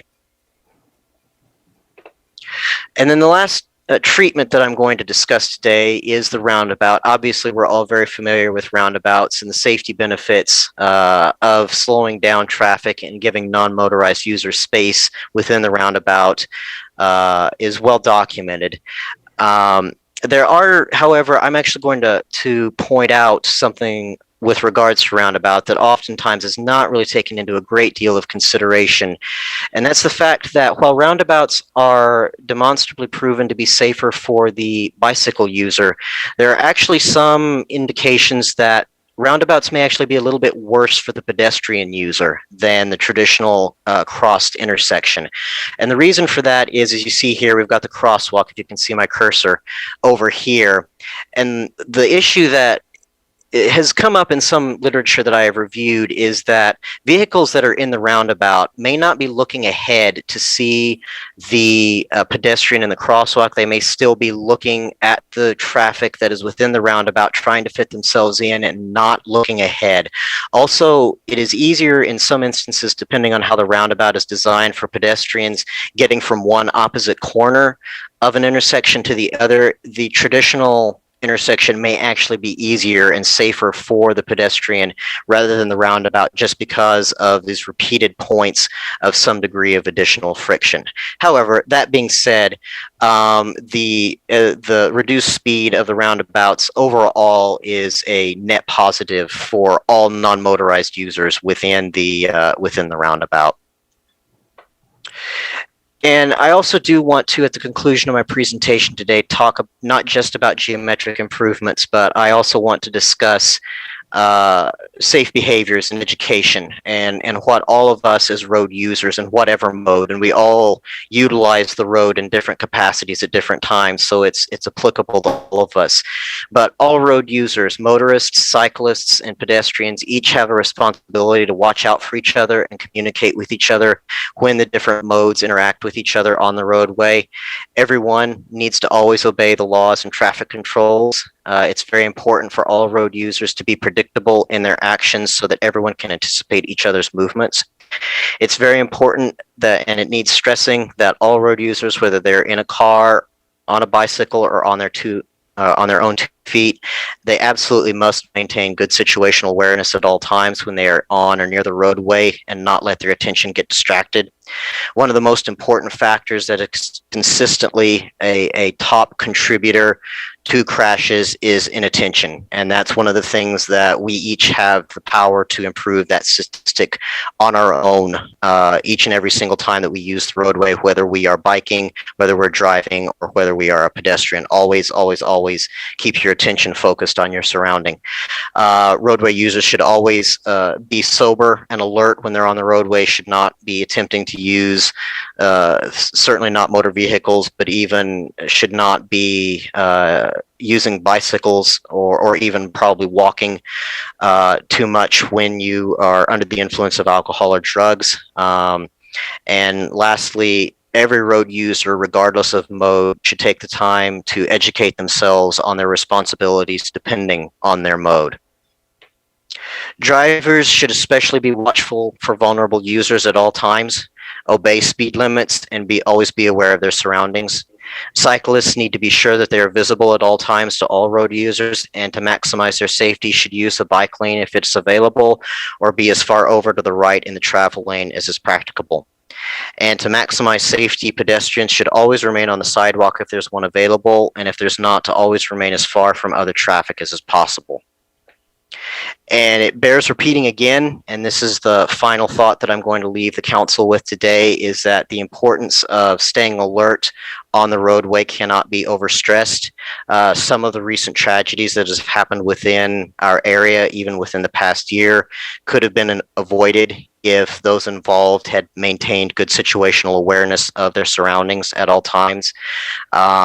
Situational awareness can literally be a matter of life and death. And that concludes my presentation, Mayor. But at this time, I did speak with Public Works and collaborated with them on this presentation. So I would like at this time to yield the floor to, I don't know, I know Mr. Trevino is on the call and Mr. Sibu Lee is on the call. I don't know which one of them, but I do want to yield the floor to Public Works for some follow-up comments from them at this time. Okay, and then we have a couple council members that have their hands raised as well. So you said Tony and Mr. Lee, Sue Lee. Yeah. Good afternoon, Mr. Mayor. This is Tony Trevino with Public Works, the Deputy Director. At this time, I don't have any further comments. I will pass it on to Sue. If not, we can go ahead and wait and just address any questions that the council does have. Good afternoon. My name is Sugi Lee. I don't have any comment, and I'm waiting for any question. Okay, so Councilor Beta-Stubbe. Thank you, Mayor, and thank you. I have a few questions just with regards, obviously, I'm sure standards and have changed over time. And looking at that, have we done an assessment of the full city, of looking at beyond these two spots that that you mentioned before, which was the Missouri and Traverse, and then Walnut, of some of our areas that are not maybe up to current standards as far as traffic safety goes? Mr. Mayor, Councilor Beta-Stubbe, this is Andrew Ray from MPO. MPO staff has not. These are the only two intersections that we've done a comprehensive analysis of. I defer to City of Las Cruces staff if they may have done something. Mayor, and this is Sugi Lee and the Councilor Stubbe. We have focused on the corridor. We have the issue. One of the corridor we are focused on is a University and Lowman. And then we are working on the analysis of any safety and the pedestrian issue in the city. The first step we are trying to do is we try to collect the data for the actual level of service for each intersection. We have some issue. We received the concern from the resident and then also the MPO, and then there's several other sources of the complaint. And we are continuing working on, but we have a different approach than what the MPO they present to the council, because of the engineering perspective is different than the planning. So we have a little different approach, but we are very similar, the step we are taking, but much thorough, because of we have to take care of all the legal issue. So also we need to follow all the requirement, the federal, state, and the local. Okay, thank you for that. I appreciate it. And looking, on University, I know that would be an area where it would be very useful to slow down traffic, since at least the motorized traffic, since you have such a large population that walks and uses that area. Andrew, you did talk about different types of mechanisms to help slow down or cars or protect intersections. And I was curious to see if there was any recommendations of preferred methods that are around areas like a school. I know that we have some that even on Missouri, there's a lot of different child traffic and they're right next to the road. And so I was curious to see if there was a preferred method for those types of situations. Councilor, this is Andrew Ray again. It very much depends on the surrounding context. So I couldn't say that there is in general means or mechanism that could be used. It very much depends on a case-by-case basis of the surrounding context of the location that you're looking at, because every location is going to have its own unique context, and every location is probably going to have its own unique configuration of problems. So I really couldn't give a broad brush answer to that question. Okay, thank you. And Tony, is there any extra ideas or things that we've utilized in the past in those types of areas to help with the traffic? Mayor, Councilor Abeda-Stuvey, a perfect example is we just got notified of a MAPO grant from NMDOT, which will be putting a HAWK system, a high intensity crosswalk on Picacho at 4th Street. That is a major crossing for students crossing Picacho to get to MacArthur Elementary. So that is one of the items Mr. Ray had mentioned. It just depends on the area, the location, and how close it is to these major corridors. But we just got notified, I believe, a week or two ago, and we're going to be moving forward with accepting that grant and getting into the design process of it. Okay, thank you. And then looking for the future, if we had to redesign an area or add buffers, and I'm sorry, I didn't write this slide number down, but there was one of the ideas was to have the protected intersection and have a little bit of space, it looked like, from the curb to the road, where there was a little bit of a buffer, so the cars weren't right next to it. And for me, that just seems like a good idea in some of those spaces where you have a lot of the smaller individuals walking and hanging out near the corners and sections like that. So I'm not sure what type of process or implementation could happen. Yes, thank you. That's, I can see a lot of individuals, especially near those crosswalks that we have on Missouri to Conley Elementary, in areas like that, that this might be an idea to help with those that protection. And then as a second one, and this is perhaps for Councilor Vasquez and myself and Councilor Bencomo, since we sat on the El Paseo Corridor ad hoc committee, looking to see what types of perhaps protection might be needed in some of our more,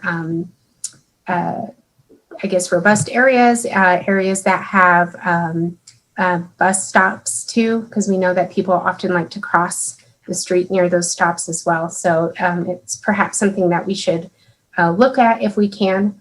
And I know that we're closing up for those types of meetings, but I just wanted to throw that out there. And those are all my questions for you, Mayor. Okay, thank you, Councilor Vasquez. Yes, thank you, Mayor. Thank you, Andrew, and Councilor Abeda-Stuvey for your questions. So I want to thank you, Andrew, for bringing this presentation to council. I think one of the reasons the councilors on the MPO staff asked to bring this to the council for a work session was, I believe over the last 3 years, at least that I can recall, the land intersection in particular has been identified as a problem spot for these types of collisions or pedestrian accidents. And so we wanted to bring it to the attention of staff as well as council. Obviously, since this is in my district, I'm very familiar with this intersection, but I'm wanting to get some more clarity on what next steps are in terms of recommendations from staff or MPO on how to mitigate the impacts of the current safety hazards or the what I think is not a great layout for pedestrians and bicycles at this intersection in particular. So maybe my question is to Mr. Lee or to Mr. Ray. And my question is, do you think that pedestrian safety improvements are needed at this intersection? And if so, how can we go about getting this on a project list for the near future? Mr. Mayor, Councilor Vasquez, this is Tony Trevino. Which intersection are you talking about? Because the one on the screen is a illustration, so I'm not quite sure which intersection you're talking about. Walton and Loman. Walton and Loman. So, I'll let Sue go ahead and answer this one. I know he has been looking at it for quite some time already.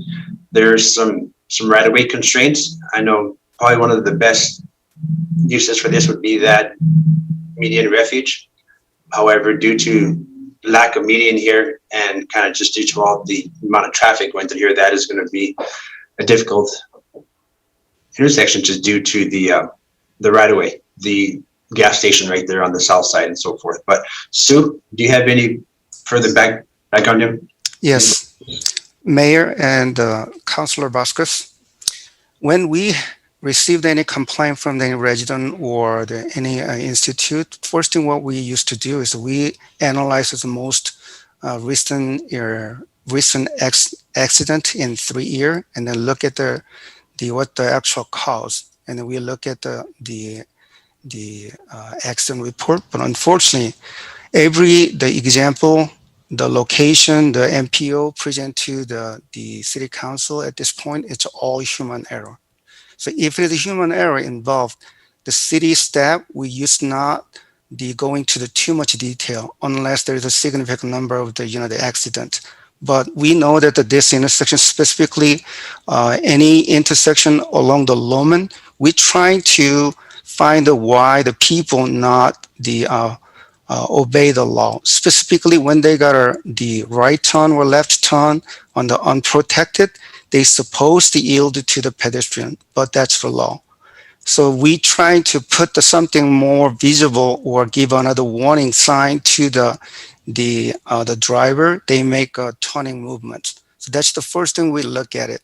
Second, we also look at what the signal timing and what the traffic volume depends on the traffic volume and the parent. We try to change the signal time to minimize any conflict or give more time to the pedestrian or give more time to the driver. So we can give more time to both pedestrian and the driver to minimize the conflict point or the conflict time. So another one is the geometry. As Andrew showed, that there's several different, the treatment. Also, city, we're looking at the several different treatment. But unfortunately, there's the pros and cons for every single, the mitigation method. So I cannot tell you which one is the best. So as Andrew mentioned, every location has a different region to have a more or the contribution factor. So we try to address the issue. But at this point, most important things in each location and throughout the city, we're trying to focus on the education because of most of the accident, about 95% or a little over 95% of the accident is all human error. So that's the reason we try to focus on the education, working with our police department and the Las Cruces Public School, so we can educate the young driver, and then also we trying to educate the regular, the driver. But whenever we have whenever we find the issue for the engineering issue, then we try to address as soon as possible. So at this point, we don't have any plan to do any major improvement at this location, but we try to change and then implement some of the timing. We call the timing for the bicyclist. Once we see the more bicyclists use this intersection, then we will try to implement the signal timing for the bicyclist, and then also we may consider to put it into some bike box, but not at this point. Thank you, Mr. Lee. Thank you, Mr. Trevino.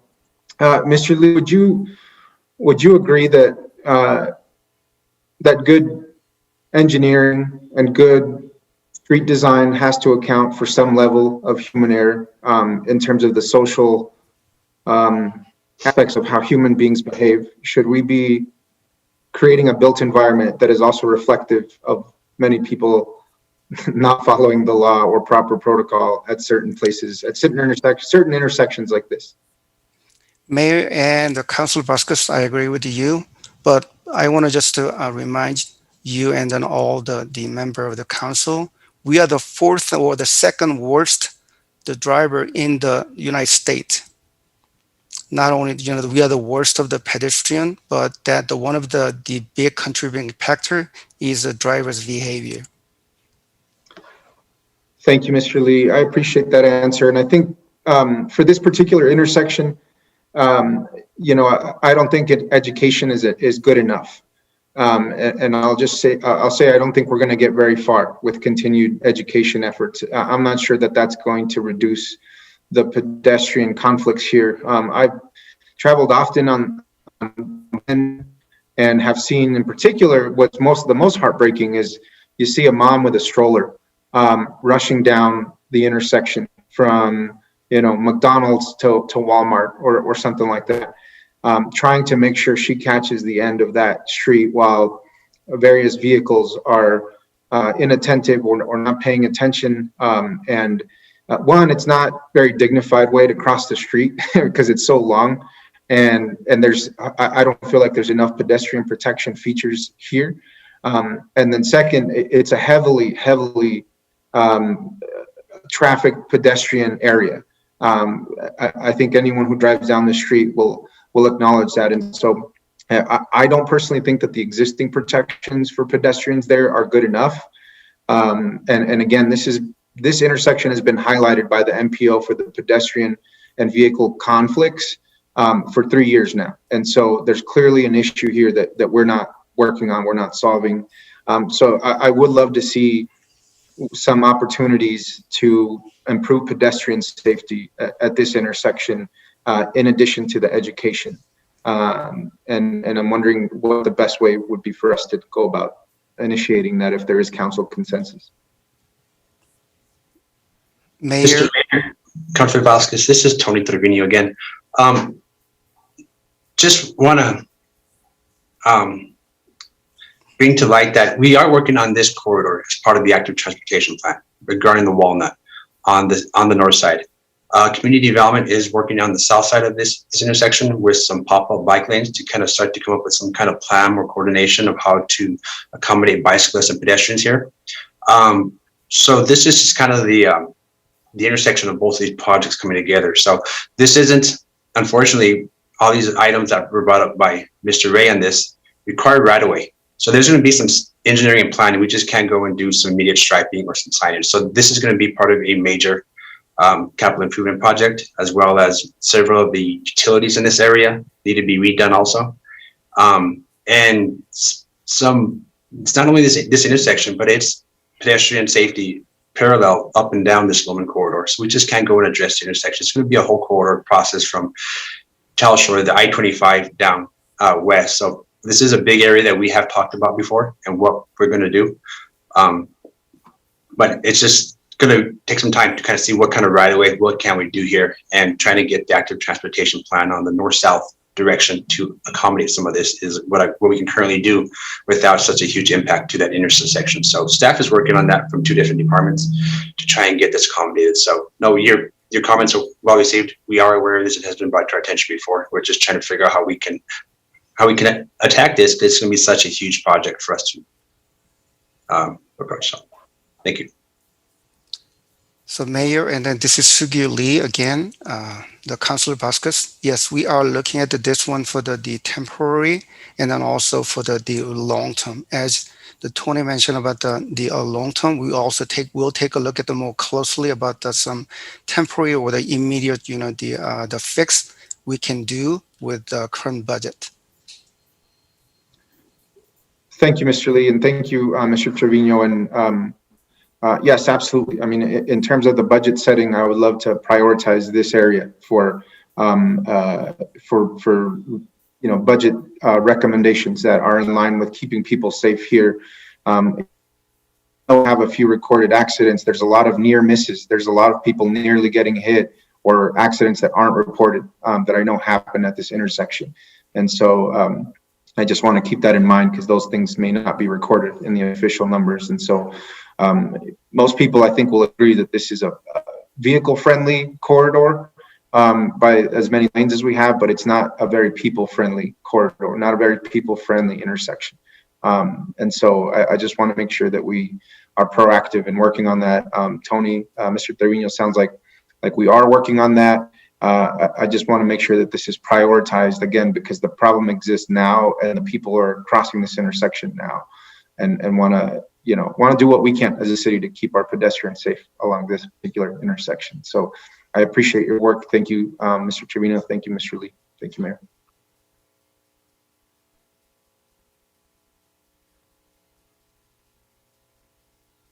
Thanks, Councilor. Mayor Pro Tem.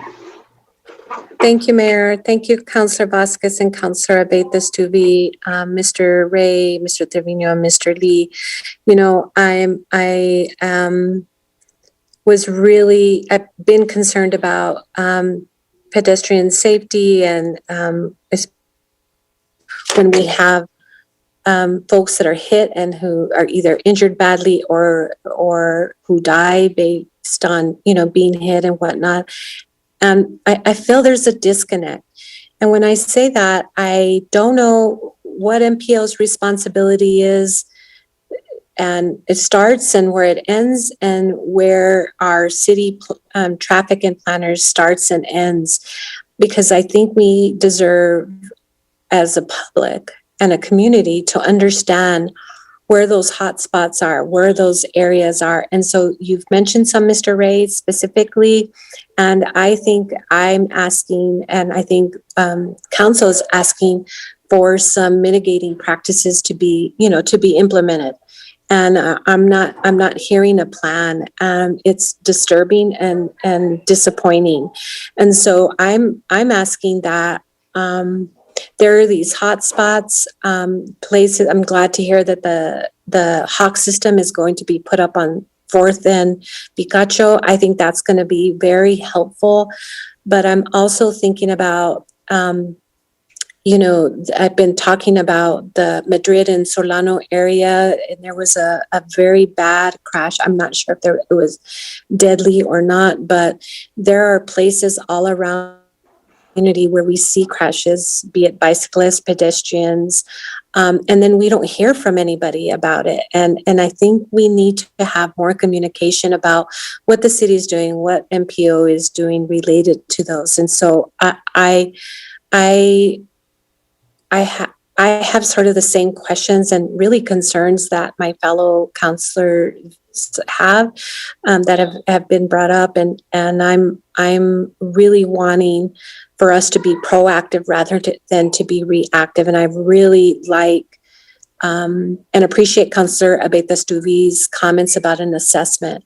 If assessment hasn't been done in our entire city to see where there's hot spots and or problematic areas that quite don't meet the standard, it needs to happen. And I really like to hear back from traffic and MPO related to that. Is that a possibility?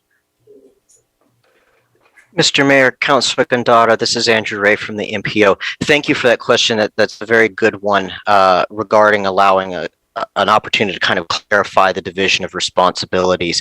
The MPO is planning only. The kind of funding that we receive from the federal government explicitly excludes us from getting into design and engineering. That is the sole responsibility of, in this case, the city of Las Cruces, but the owning jurisdiction, which would be the city or larger afield, the county, the town of Mesilla, or NMDOT. We do the planning, the owning jurisdictions do the implementation. So I'd have to turn it over to the city for further clarification on that. Thank you, Mr. Ray. Mr. Trevino? Mr. Mayor, Mayor Pro Tem Gandara, that will be, since an analysis on this is kind of a planning in which direction to go. MPO, I can meet with Mr. Andrew Ray and kind of see what will be required for this, and this will just be kind of a planning moving forward. Kind of projects. So we can meet here very soon to kind of discuss and what will be the best approach for this and what is available out there for data. How long will it take to get this data? I know Mr. Ray mentioned, there's about some lag time getting some stuff from the state. And also one of the major corridors that he did mention was Elks Road and North Main Highway 7, which is under design and is planned to be reconstructed by NMDOT here in the near future. Plans are 90% done. So that is one area that is already going to be taken care of also. So I can meet up, we can collaborate MPO and Public Works to kind of see what some ideas are. Thank you, Tony. I really appreciate your willingness to do that, but I'd really like to see an assessment being more proactive, identifying those spots where we may not be meeting, or you see, like, I hate to say this, an accident waiting to happen, and just coming up with what the timeframes are, what the budget might be for these particular items to be implemented. That would be so helpful. And since you brought up the ALK 70, I did get a call late last week on the traffic signal for the pedestrian. There is, I think, an ADA, where someone can hit that button, but it's too high up for someone in a wheelchair. And so I wanted us to check on that and make sure that that isn't the problem. And if so, that we need, I don't know what the proper term is, that an extender of sorts that helps folks, to help folks reach up to that button to push, because I'm seeing quite a few more wheelchairs, automated or motorized wheelchairs being used.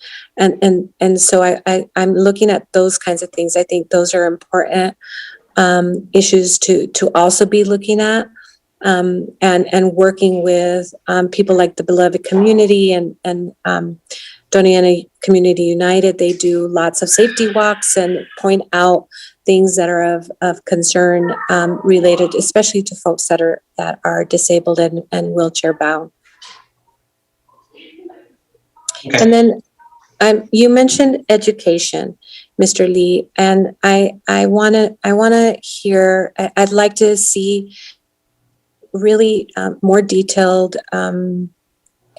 what that looks like, because I don't really see it and I think we need to take a more proactive stance in developing an educational campaign that really addresses many of those issues, not only when there's accidents and fatalities, but also on an ongoing basis. And if there is an educational component, I'm just not aware of it. So if we could do that, I think that would be helpful, and that it goes on not only as a press release, but I think we need to think creatively, innovatively, what sort of educational opportunities arise, and not maybe just specifically with Las Cruces Public Schools and the young driver, but with other entities. Maybe it's with the state, maybe it's with NMDOT, those that are issuing out and licenses, tests, for drivers ed. I think we really need to, I'd like to see just a more robust educational campaign. So I said a lot there, and I guess what I'm asking is, what does your educational campaign consist of? How frequent is it? And when does it happen? When does it happen? Is it just when there's accidents, or, and more specifically, how are we going to address this? Mayor and Councilor Gandra, we have several different components of the education. The first one, I don't know whether you saw one of our new MPO, the PIO, the notice released last Friday about the do not block intersection. Specifically, we took the video, and then that's our education part. And then also the city staff, specifically my staff, they continue to involve the National Night Out. And then during the National Night Out, and we handed out some of the flyer for how to use the roundabout, how to use the hawk signal. And then there's several other, the handout we give it to the the resident. And then also we continue to involve with Las Cruces Public School for the education part. So whenever we have any issue surrounding or adjacent to the school or the school facility, and then we continue to working with the Las Cruces Public School, and then also the administration specific. And then also we used to use the board, the presentation board along the Missouri for the neighbor traffic calming program, and then general the safety and the driver the awareness. And then also we have used some of the form, but it's not regular. And then also we participate for every single the counselors, the constituent meeting with our community outreach group. So either me or my staff continue to participate and then educate the constituents what is their concern, and then also we show some of the issue and the specific location. But if you want to see some of the detailed information, then I will work with Tony and then provide more information to you. Thank you, Mr. Lee. I think that would be really helpful. And again, I'd like us to work just very specifically, and I have seen all those things you've mentioned. When I see the message board out, I'm like, yeah, something must have happened, or they're trying to get people's attention, right? And that happened very recently, as they're on the Loman Telshore area. I saw that message board, and so I know that we're doing the best that we can. But I'm thinking of a really robust campaign that gets gets implemented, and that we saturate our radio stations and our TV stations, and just really talking about that we're second or last or the worst in pedestrian fatalities or car accidents. It's mostly drivers, right, inattentiveness, that kind of thing. We just, and not that I want to shame people, and that's not what this is about. I just feel like we need to have a more active campaign, and that's all I'm going to say about that.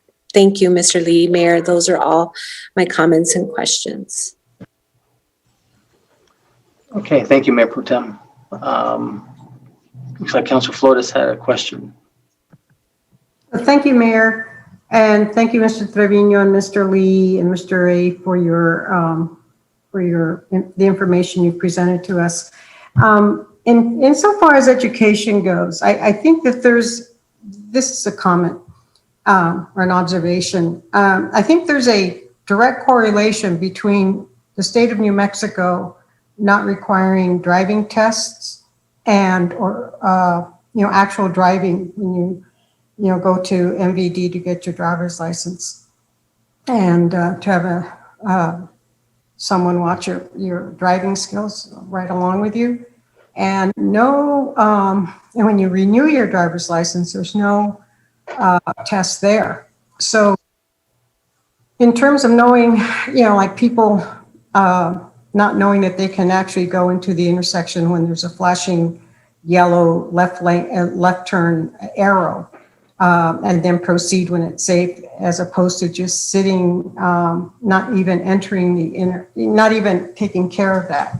That's an example. It's a pet peeve a lot of people have, and yet we don't learn from that. So I'm just wondering if the MVD, the state of New Mexico, could help out here. And Mr. Lee, you said that New Mexico, what you said was, quote, "We are second or fourth worst drivers," unquote, presumably in the USA. Or was that Mr. Lee, was that Las Cruces in New Mexico, or was that as a state in the USA? Mayor and the Council Flores, it is a statewide ranking. Right, a statewide ranking. And I know that New Mexico just, colloquially or anecdotally is held to that standard of being, having bad drivers, poor drivers.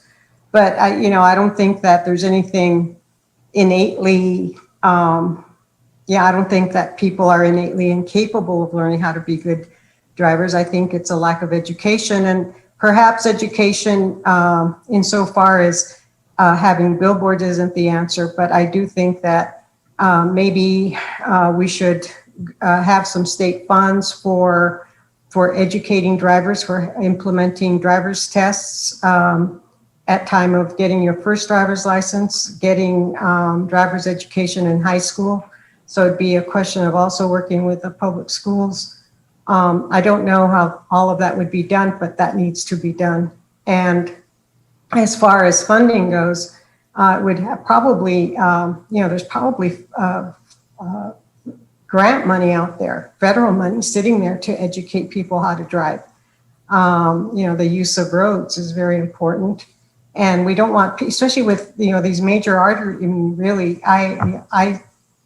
interstate or Highway 70, Interstate 10 and 25, and Highway 28, all of those being connectors to other states are very, very important to assure that we have safe drivers. So I don't, these are just my comments and my insights here. And I think that, yes, the intersection at Walton, I know the Councilor Vasquez said Walnut, but actually that McDonald's and Walmart are on Walton and Loman.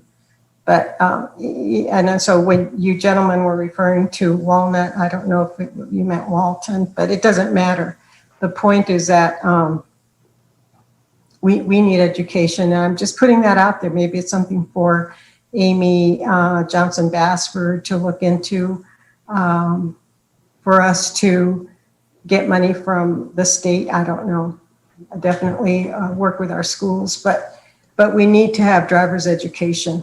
Get behind that steering wheel and do some of that simulated type of driving as you learn, and that should reduce the number of accidents, necessary accidents. Thank you, Mr. Mayor, and thank you, gentlemen. Okay, thanks. Okay, anything more on your present? Oh, did you have a question, Councilor Betastubi? No, sir. Oh, okay. Anything more on your presentation, Tony or Sugu? Mr. Mayor, members of council, this is Tony Trevino again. Just in regards to Mayor Pro Tem's comment on education, what we can do is we can reach out to PIO and our community outreach and see what kind of education we can do. During the interim, I know kind of during the past year, it's hard to do a lot of public meetings and so forth to kind of expand that education. So we'll work on catching up from the year that we've had behind. And it just came to my mind, but when we had talked about safety and ADA compatibility on intersections, Public Works had all our major intersections analyzed for ADA accessibility. So a lot of that stuff has already been done from the engineering kind of geometric standpoint. So we'll have to kind of get there from the pedestrian side and how to analyze it. So some of that data is already done.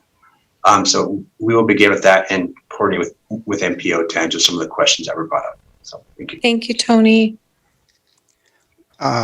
Mayor, this is Sugili. I would like to add one more thing. I forgot to mention to the Councilor Gandra about the education. One of the component I did not mention to you is the traffic management. We continue to working with the police department. So I don't know, you have noticed that whenever we have some issue or some of the complaint we receive, and then we monitor what's going on at the specific intersection or the corridor, and then we coordinate with the police department for the local street or the residential street or the intersection specific. We have some education project. Sometimes it could be just education, or sometimes we issue the citation, or sometimes we put it into the radar dolly so we can be aware, the driver be aware that their speed. So that's the another component of our education. Okay, great. I appreciate that. Okay, anything more, or does this conclude your presentation? Mr. Mayor, this is Andrew from MPO. I don't have anything else. Very good. All right, well, we appreciate the presentation, and then you're going to be getting back some information, get back with Mayor Pro Tem about Tony? Yes, sir. Okay, great. All right, well, if there's nothing further, I believe this concludes our work session. So I need a motion, a second to adjourn, and then I'll stick around for the agenda setting meeting. Move to adjourn. Motion made by Councilor Sorg, second by Flores. Second by Councilor Flores. Christine? This was on the motion to adjourn the work session. Councilor Betestuvi? Yes. Councilor Vasquez? Yes. Councilor Bencomo is absent. Councilor Sorg? Yes. Councilor Flores? Yes. Councilor Gandara? Yes. Mayor? Yes. Okay, we're adjourned. It's 3:32 p.m. Enjoy the rest of your day, and I'll stick around for the agenda setting meeting.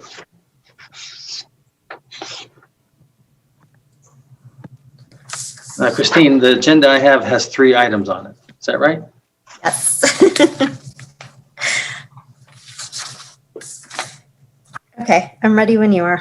Okay, this is the agenda setting meeting for our July 6, 2021 City Council meeting. Number 1, non-consent. 1, non-consent. Number 2, non-consent. 2, non-consent. Number 3, non-consent. 3, non-consent. Okay. Awesome, great. All right. Thank you. All right, Have a good thanks. night. Okay, you too. Bye-bye.